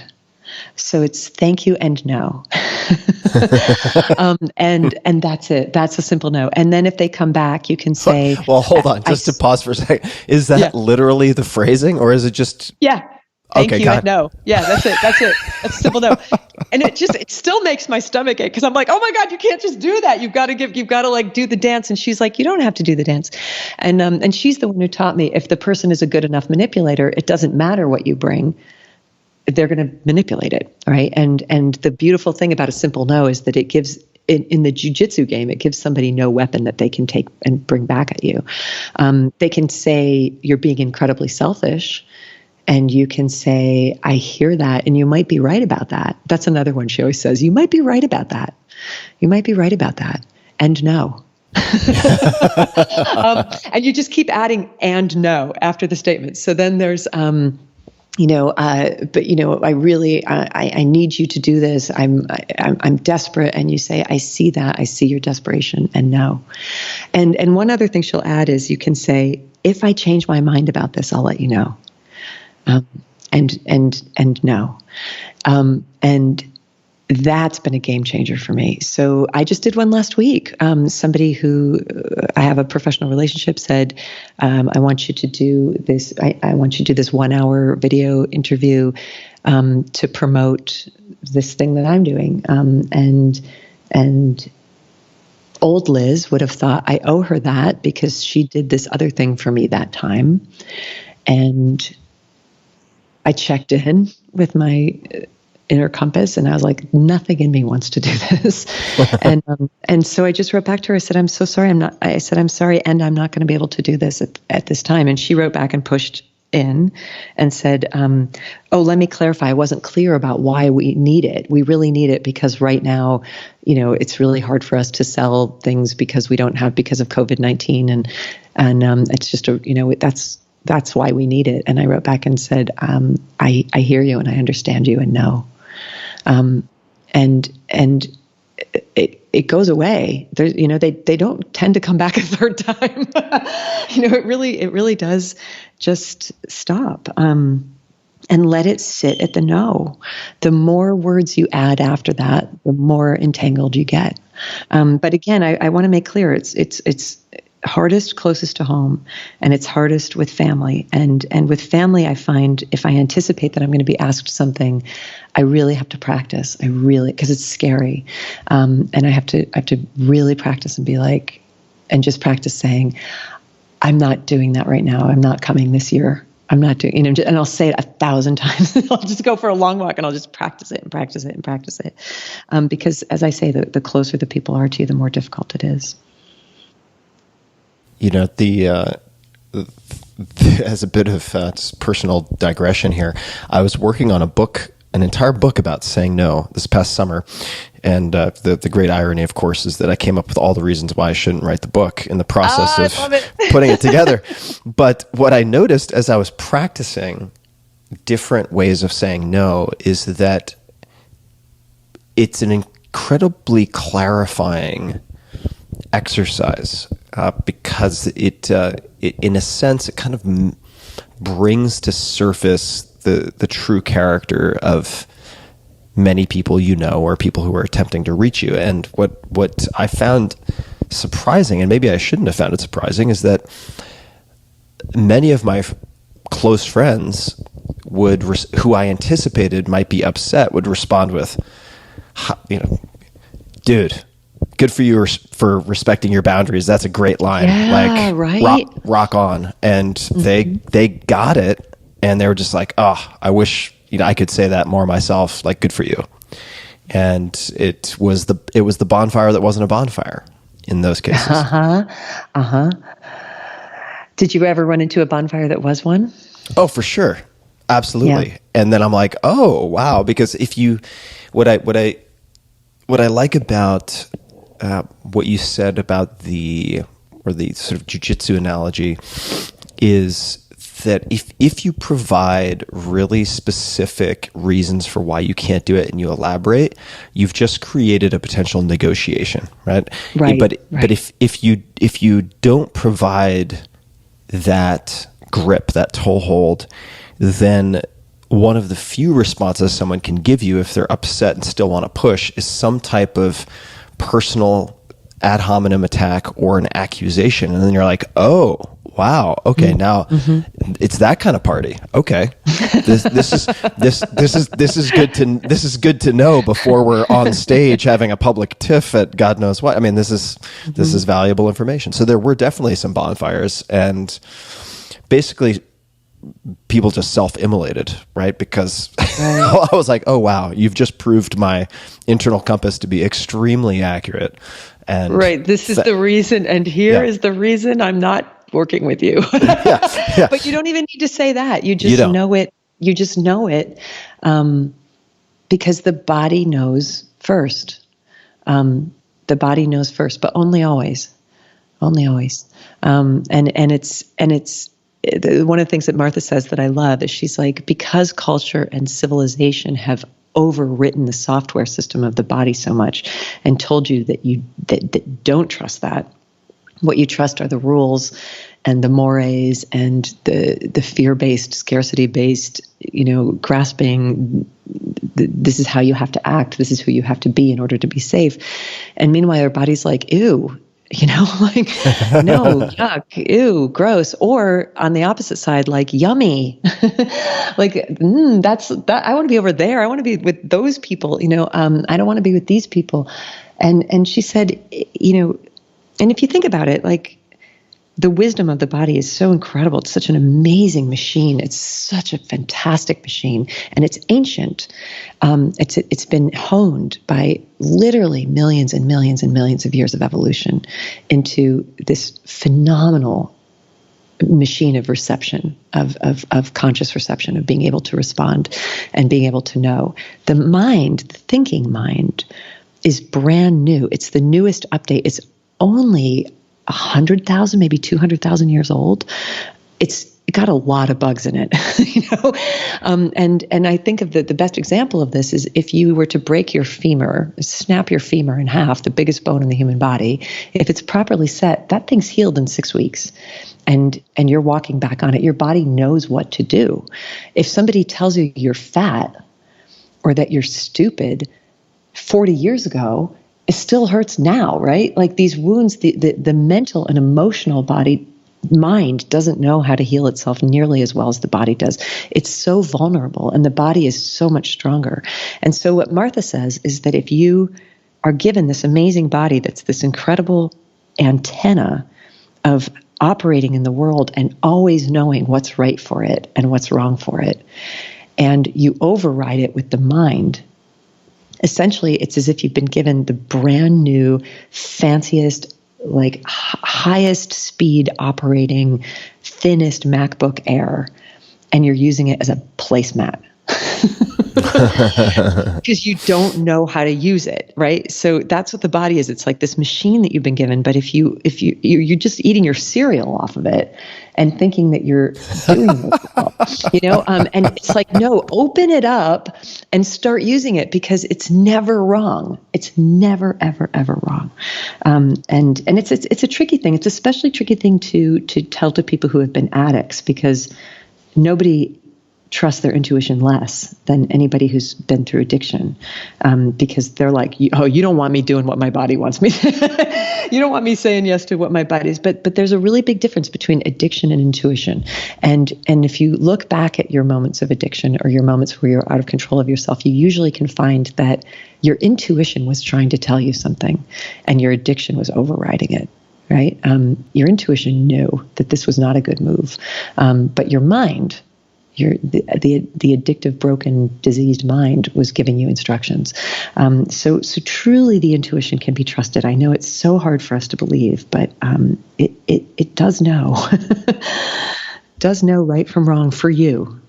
I could not agree more. If I look back at the biggest, just to maybe contain the scope, the biggest business disasters or partnerships, I knew on day one that it was a bad idea, or there was something I felt that indicated discomfort, and I overrode it. Right, every single one. There was a somatic sense that something was crooked or off before I signed on the dotted line. I mean, every single time. So how many people do you know who said, I knew the night before my wedding that this was a mistake? How many people do you know say that? And yet, why did you do it? Because you were 29 and it was time to get married. Because you'd been raised in a culture that said this is what you do now, because the invitations had been sent out, because 300 people had gathered, because your family spent $30,000 on the wedding. Like whatever the reasons were, you knew somewhere in that sternum area, you knew, and how much you had to drink that day in order to override that, whatever you had to do in order to shut down that compass that was saying, it's brutal, it's brutal, but yeah, that's the work of the second half of my life. I can say that now that I'm 50, that the only thing I'm interested in anymore is that. Let me ask you a question that may be leading us to a dead end, but I'll ask nonetheless, just because it keeps coming up in the sort of deeper currents. Like if you're sort of kayaking on top of a pond and you see the currents shifting the opposite direction from the top level of the water, the surface level. This keeps popping up for me, and I'll ask, and then we can edit it out if it doesn't go anywhere. I'm so psyched for what's about to happen, because I'm like, what? Anticipation is one of my favorite emotions, and I'm in it right now. I'm like, I have literally no idea what he's about to say. Yeah, this could be like a lot of lead up for terrible punchline. But do you have any perspective on psychedelics? Do you have any thoughts at all related to psychedelics? Yeah. I would love to talk about that. I do, and I've done it, and I've done it recently, and I've done it in controlled settings with people who, are good at it. I've done it with shamans, and I've gotten a lot out of it. I've also stopped doing it recently, so I'm happy to talk about both of those things. And I don't think that should be a condemnation for anybody's exploration of this. I think those substances are really fascinating. I my experience of it was exactly as promised, that it will open up your entire consciousness where you can move through time and space. You can see things that you never could have seen otherwise.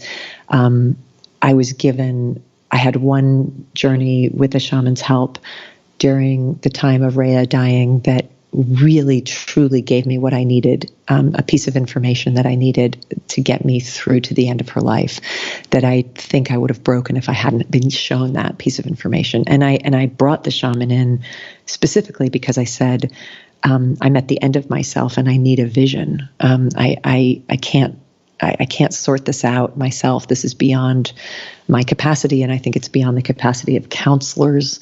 I need a divine vision. I need to see into some other realm on this, because this world is not providing the answer. And I got it, and it was essential. I also had an experience of being told things and shown things in that state that turned out later not to be true. And so I know that you have to be careful. I also had the experience of just getting high, just basically getting high with my friends and having us think that we were having divine visions from God, but really we were just fucked up. And really we were just like, basically we weren't much more than high school sophomores sitting around being like, I think the universe is, and thinking that we were having these really profound experiences. And then later when sobriety came, being like, oh, we were just high. So all of that needs to be taken into account, I think. And I've also seen people think that they were great healers and great spiritual leaders and be a little bit deceived in that, and lead people into stuff that maybe they weren't ready for. I think it's very hard to take a Western mind and try to make it into a 14th century Peruvian, And I think that when people go on ayahuasca journeys and they go to Colombia and they think that's what's going to happen, there's a lot, the rot is deep in the Western mind. There's a lot of ego. There's a lot to untangle. And so if you bring an egoic mind into a sacred circle, I think you can go in some possibly mistaken directions. Okay, all of that is to say, people do what you want and do what you think is best for you, and follow your own intuition on it. I followed my own intuition into psychedelics, and then I followed my own intuition out of it, and I don't regret having done it. I may do it again. It's not a fully closed door. It's just that right now in my life, I'm at a place where I want to have a clear mind, and I want to see whether I can manage to negotiate my life without being altered in any way. And so I've stopped drinking, and I've stopped doing anything that alters my mind. Again, that might not be forever. It's just, that's where I'm at as of this moment. So that's my very long answer to your question. But I do think they're remarkable, powerful substances. I've had great things come out of them for me, and I'm taking a break from it. Thank you for answering that. Yeah. Yeah, it was just sort of a whisper I wanted to pay attention to. So thank you for answering that. I will underscore. I have no dogma on it. Like really, really, really. And I may even do it again someday, but just not for now. I think I went a little too far with it. And I was like, I'm just getting fucked up now. This is like, I think you have to be really accountable to yourself about, are you using this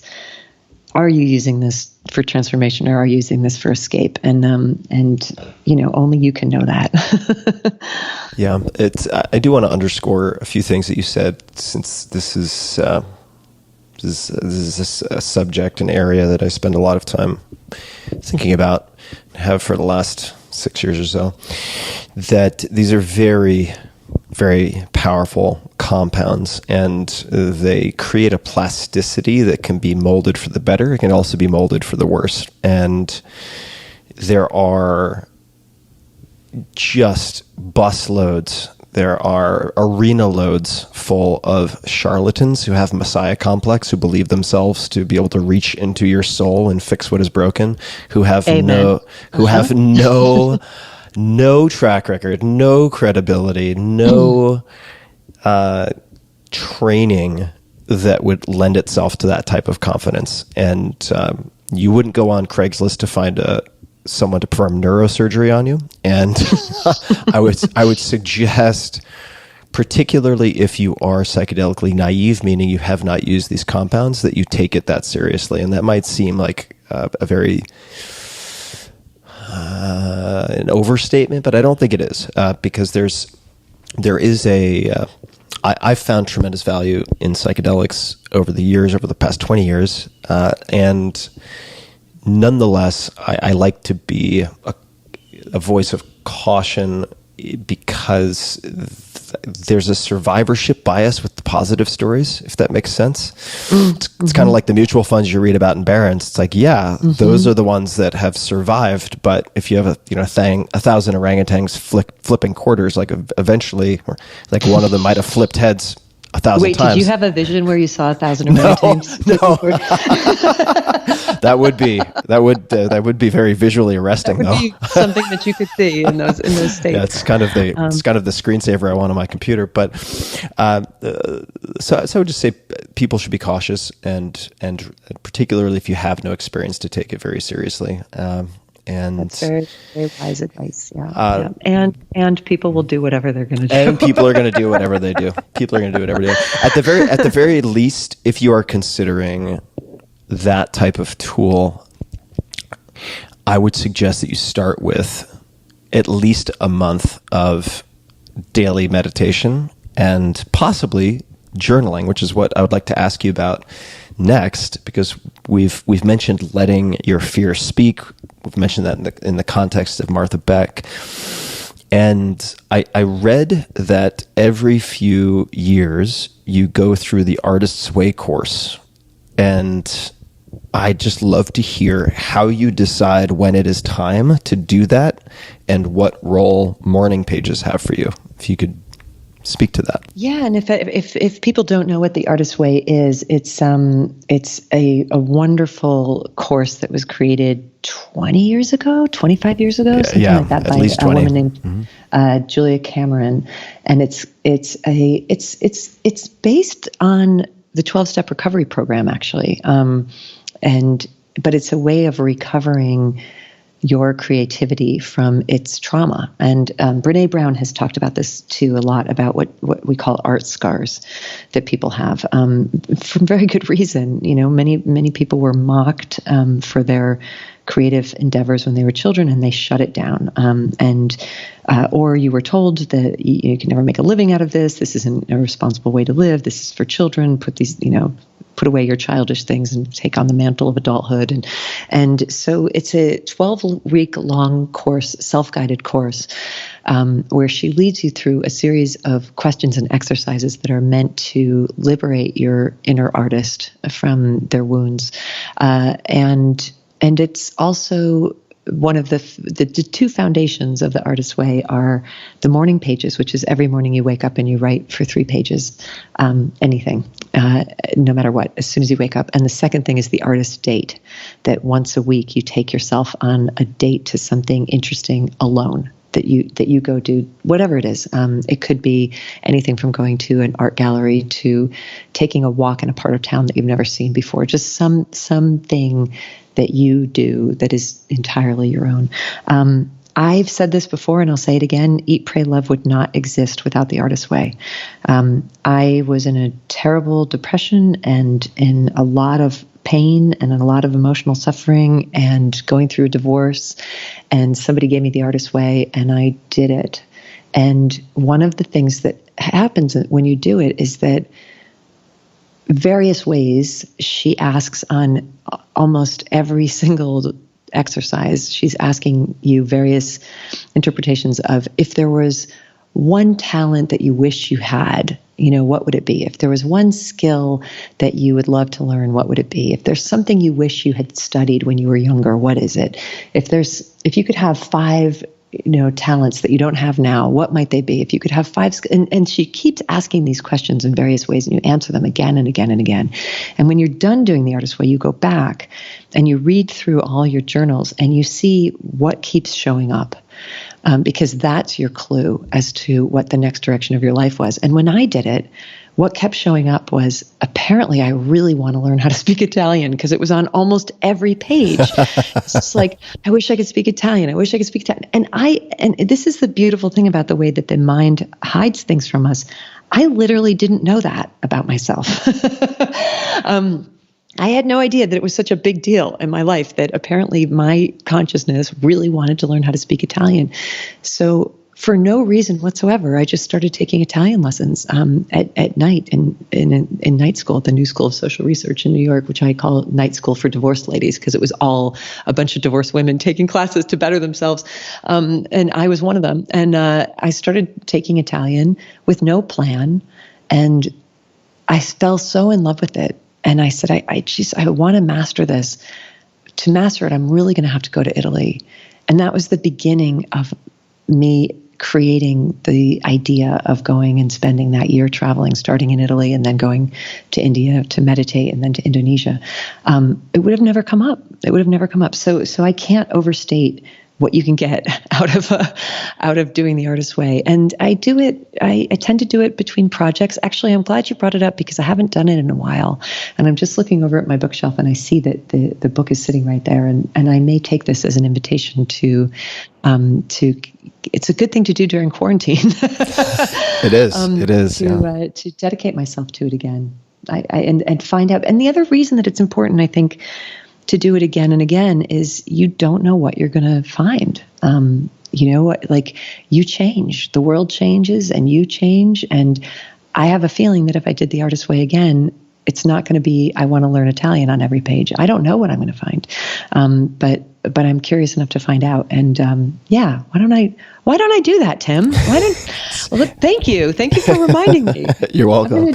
I'm going to take it on. I literally I'm touching it with my hand because it's on the table where I'm working, the Artist's Way Morning Pages Journal, which is a companion volume to the Artist's Way. And I've been using it. I've kind of dusted it off and said, I think the monkey mind has had free reign for long enough. Let me trap some of this in the amber, see what's going on. So cool.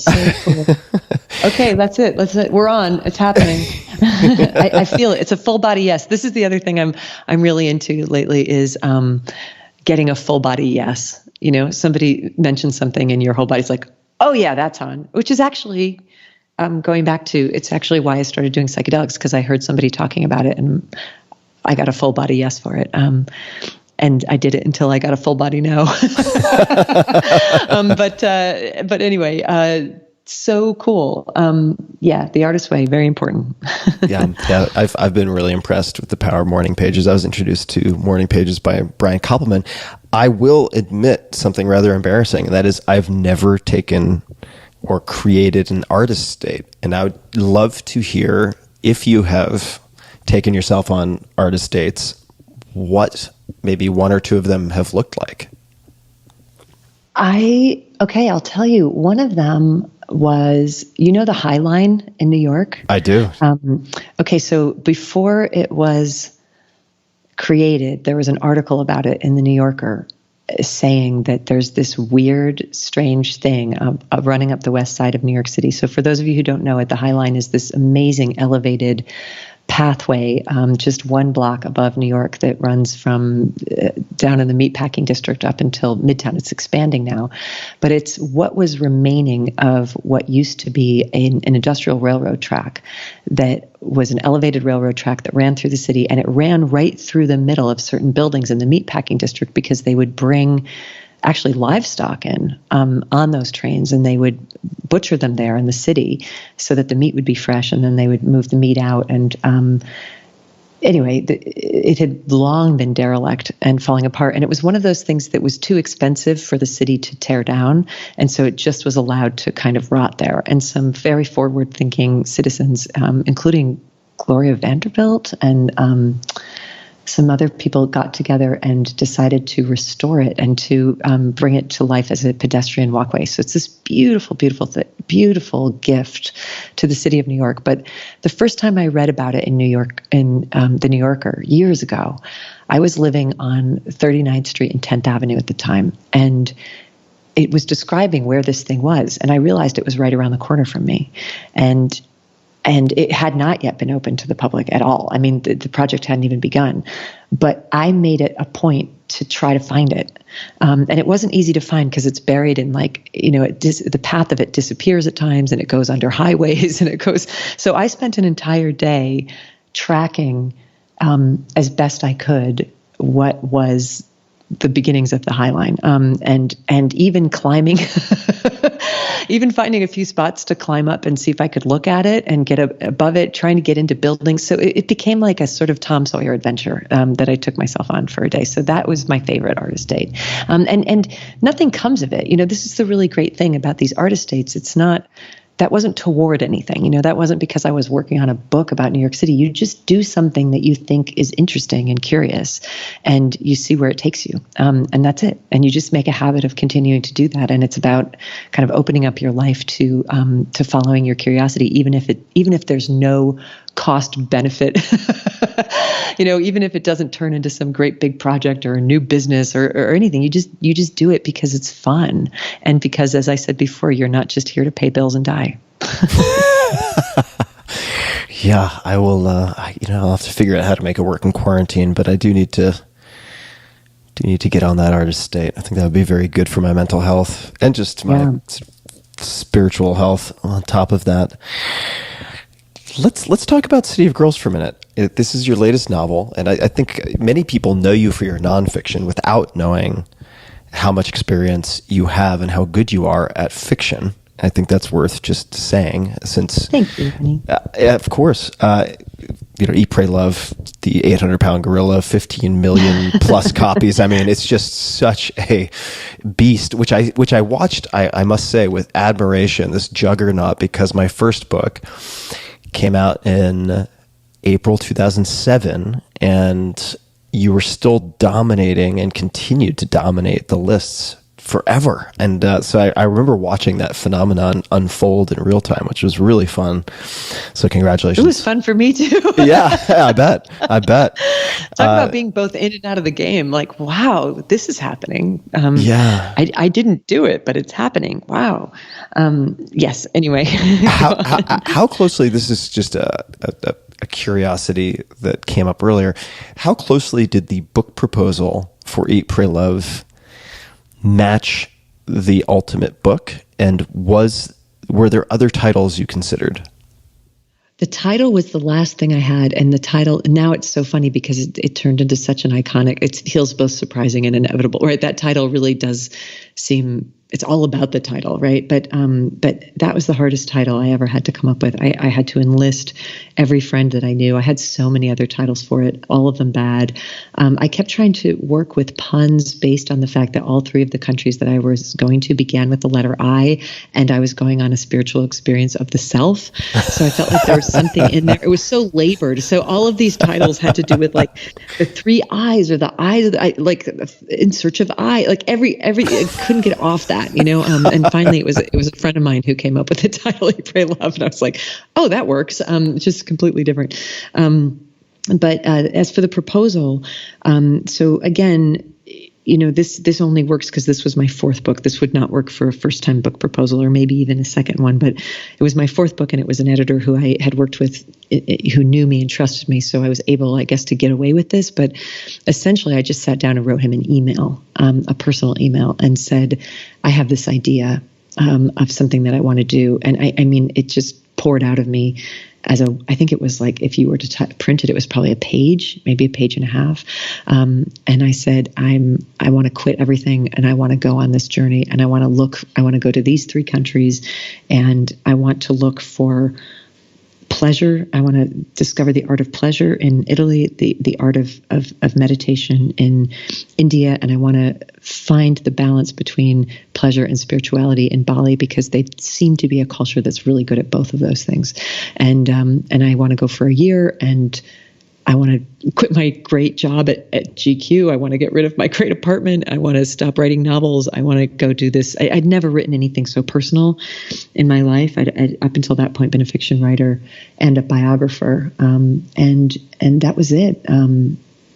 So it was I delivered what I said I was going to deliver. I didn't say what I was going to find. I just said what I was going to look for. And they were generous enough to trust me, to let me do it, to give me enough of an advance that I could pay for the trip, which was such a miracle. Such a miracle. I still remember that check coming in and being like, this is, because I was recently divorced. I was like, this is the first money I've ever made that's mine, just mine. The first money I've ever made in my profession as a writer, that is just mine. And I get to do with it this adventure. It just felt so incredibly miraculous, and it still does. It still does. What an incredible moment. And what an incredible feeling that must have been. Yeah. You mentioned The Art of Pleasure. City of Girls, as you mentioned, set in New York City theater world of the 1940s. There's one theme that I'd love to hear you explore or expand upon a little bit that is seemingly deeply embedded in this, and that is what it means to lead a free and open sexual life as a woman without suffering terrible consequences. Can you speak to that in any way that makes sense to you? Yeah, I mean, I wanted so much to tell that story and to write that story. As a female reader, I've gotten so tired over the years of the trope, the cliche of the story of the ruined woman. And, classically, the story of the ruined woman is woman from a nice family, respectable, good prospects ahead of her, makes a terrible decision based on passion and ends up dead. It's like one false move and you are dead. And that is the message that those stories convey. I mean, that's Anna Karenina, and it's Madame Bovary, and it's Hedda Gabler, and it's Daisy Miller, and, all of those novels, written by men, I should say, and I love them as works of literature. As a student of literature, they're some of the best books that have ever been written. But it's depressing as a woman because it really does. They're meant to be warnings. They're meant to tell women to stay in their lane, and then there's this other side. And let me see if I can get this over the net. There's another story that's told of women, often by women, which is still the story of the ruined woman, that something bad happened to a woman and her life was destroyed because of it. And in both cases, what it's saying is that women cannot survive life, that women cannot survive the dangers of being female. They cannot survive their own desire. They cannot survive their own risks. They cannot survive men. And that just doesn't feel true to me based on the empirical evidence of how many women there are out there surviving. I like to say if women could not survive the terrible decision-making that we have sometimes around sex and love. I'm talking about women, our own terrible decision-making around sex and love. There wouldn't be a woman left surviving in this world. Like, all of us have just made such bad choices about ourselves and about our bodies, and yet we're here, and yet here we sit eating a sandwich. We're here and we're fine and bruised maybe, but not destroyed. Not destroyed. I have tremendous faith in female resilience, and I have every reason to have faith in female resilience because the entire history of womanhood is the history of resilience, and that's a story that I really wanted to tell about somebody who.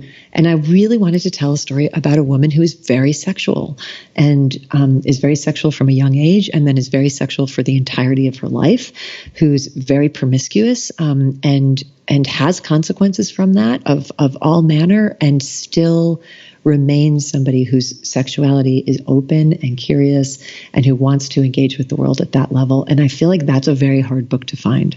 I don't think we've seen a lot of that. And I didn't want to tell a story about a woman who is sexual in her youth and then puts it away to get married and become respectable. I want to tell a story about a woman who's sexual for the entirety of her life. And that is my character, Vivian Morris. And there's a line in the book where she says, at some point in a woman's life, she just gets tired of being ashamed of herself herself all the time, and then she can become who she truly is.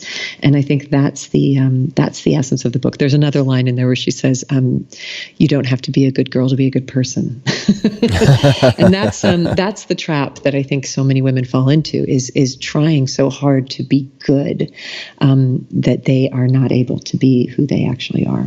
Are there any aspects, portions of any book you've written that you wished readers would pay more attention to? Something that in retrospect was important to you, or you think important to the reader, that maybe didn't get enough space or that people just didn't take enough notice of? Is there anything where like, man, the thing that people missed or didn't pay enough attention to was this? Is there anything that comes to mind in any of your writing? If there is, it's my fault, because it's my job to be clear, and I take that on as my own responsibility.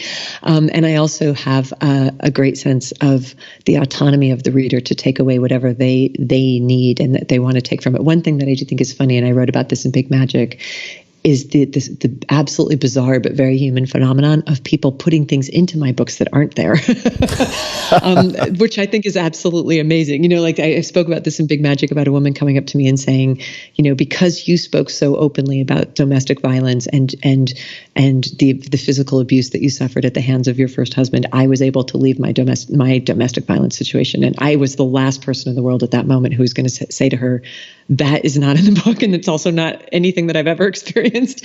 And I don't know why you put that in there, but I'm delighted that you left your abusive marriage situation. And she needed, sometimes I think, and I've had this experience as a reader where I go back to read a book that I loved and I find that it's actually not the book I remember reading. Which I think is very strange and bizarre. Like the elves came in the middle of the night and took that part out of the book because I can't find it in there anymore. I think it's almost like the way your mind fills in the blind spots of your vision with what it thinks is there. I think sometimes we as readers put in things in books that don't exist. But I will say that with City of Girls, one thing that I would ask you to pay attention to as you read it is that it's been marketed, and this is fine with me because it is a book about female sexuality. It's been marketed as a book about a woman who's very promiscuous and very free with her sexuality, and that's a very important part of the book. But by the end of the book, what I would love for you to see is that it's a book about female friendship, and it's a book about the families that we create versus the families that we come from. And Vivian walks away from culture and family. She essentially walks away from trauma and culture in order to become her own woman. And in that, she finds her own tribe, and it's this group of women who she is with for her entire life. And that is 1,000% based on my life and on my reality. The female friendships that I have that are decades long are the foundational relationships of my life. I think that I was taught that the most important relationship of your life is going to be the person that you marry. And I believed it once, I believed it twice. And now, at the grizzled old age of 50 and being very happy in myself as who I am now, I can say that what I was taught you were supposed to get from one man, I've actually discovered from a multitude of extraordinary women. And I feel a lot healthier as a human being, not looking for it from one person anymore, but receiving it from a community and from a community of female friends. And that's what Vivian ends up with too. The key relationships in her life are with her aunt and with her best friend, who's also her business partner, with the showgirls who she meets in New York City, who formulate her as a young woman into a sensual being. Those are the relationships that make her into who she is and that support her through the entirety of her life. Hear, hear. I have so enjoyed this conversation. We're running up on time. You're a gifted writer. You're a gifted speaker. This has been just the best way I could imagine to spend coming up on 2 hours. Is there anything you would like to mention or talk about before we wrap up? And I'll certainly let people know before we close up where they can find you online. And we'll put everything in the show notes as well. But is there anything that you would like to share or talk about before we close up? Thank you, Tim. I've had such a wonderful time as well. I mean, anytime I get a chance to talk to people on the subject of mercy, I just want to put in a word for it, because I believe that we live in a merciless culture, and I believe that we are merciless to ourselves, and I believe that we are very often merciless to each other, but most merciless to ourselves because we've been taught to be. And mercy is the guiding word of my life right now, and I don't think that I'm going to be okay mentally or spiritually without it. And it's such a lovely word. It's such a gentle word. It's I love that it's the word that, you know, if you're wrestling with your brother, it's the word that you traditionally use as the word of surrender, right? Like, okay, enough. Like, mercy is something that I have only found for myself in moments of surrender, in giving up my illusions of power, giving up my illusions that I control the world, giving up my illusions that I control anybody else, giving up my illusions that I'm meant to live some sort of a perfect life, and accepting everything as it is, and feeling mercy toward myself for how difficult it is to be a human being, within that realm. Most people who I know, I wouldn't really have anybody around me who wasn't like this. So I can say that most people that I know would say that it's a goal of theirs to practice universal human compassion, that that's something that means something to them, that they want to be a compassionate person to the entire world, that they want to be a humanitarian, that they want to think of others, that they want to take care of, that they want to be kind, they want to be forgiving, they want to be selfless, and most of all, that they want to be compassionate universally. And I just always want to remind everybody, especially if you're out there and you're one of those people who is practicing universal human compassion as best you can, while at the same time assassinating yourself and having voices in your head that are so vicious to yourself and holding yourself to such an impossibly high standard. I just want to remind everybody that universal human compassion that does not include the self is not universal. And universal human compassion starts at home by extending an olive branch of mercy between you and yourself, and beginning, and I would say to love yourself, but I know that that can seem very out of reach to people. So I would say beginning to be friendly towards yourself, to treat yourself with a certain level of stewardship and friendship, that says, this is how I talk to myself sometimes. I say, I don't know why they gave me you.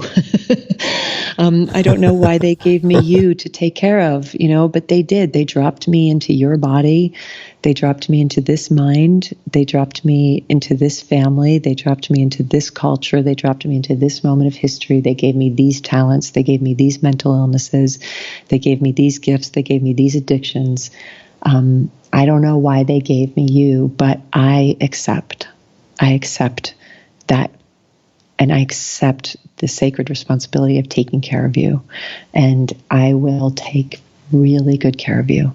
And I haven't always, but I will now. And that's the beginning of reaching out a friendly hand of mercy from yourself to yourself, and without which I don't think you can actually practice universal human compassion, because the hardest person in the entire world to to endure, to forgive, to show mercy for is, of course, yourself. And once you've done that, like, the rest of it's a breeze. I'm never going to meet anybody who's as difficult to handle as I am. You're never going to meet anybody. You're never going to meet anybody, Tim, who causes you more trouble than you cause you. That's just a rule. Like, totally. And none of us are ever going to meet anybody whose shame is harder to forgive than our own. But once I've learned how to just be very gentle and gracious toward myself and merciful, again, just with that word, I find that I can sit with people now who are in all kinds of bad behavior, and it's less agitating for me, because I'm like, oh, hello, me. I love George Saunders says when he sees people, the writer George Saunders, who is a practicing Buddhist as well, but he says whenever he sees somebody acting out, he has a name for them, a special name for them. And that name is me on a different day. And it's so kind. And, and until you can really be kind toward yourself, how could you be kind toward you on a different day, which is everybody else? So just mercy is the word, and it's the thing that the world needs. It's the thing that you need toward yourself. It's the thing that the people that you work with and live with need from you, and but mostly that you need from you to you. Liz, you are doing such good work in the world, and you're sharing many important messages. Please keep it up. And people can find you, of course, at elizabethgilbert.com. They can find you on social, on Twitter and Facebook at Gilbert Liz, on Instagram at Elizabeth_Gilbert_writer. And I will link to all of these. I was a late adapter to Instagram, can you tell? You know, Elizabeth_Gilbert_14_14 yeah. And I'll link to all of these so people can just click on something in the show notes, as always, at tim.blog/podcast, including everything we've spoken about. Not the least of which is your latest novel, City of Girls, which was named an instant New York Times bestseller, and is a very fun book, very exciting book, very thoughtful book, rollicking, sexy tale of the New York City theater world during the 1940s. And I also owe a thank you to Cheryl Strayed for making the connection and setting, in some ways, the ball in motion so that we could have this conversation. So thank you, Cheryl. And Liz, once again, it's been such a pleasure and so much fun to spend time with you. And I appreciate you carving out the time. My very great pleasure. Thank you so much, Tim. And thanks to everybody for listening. And until next time, mercy and compassion. And if you mean it to be universal, that needs to include you. Thanks for tuning in. Hey guys, this is Tim again. Just a few more things before you take off. Number one, this is 5 Bullet Friday.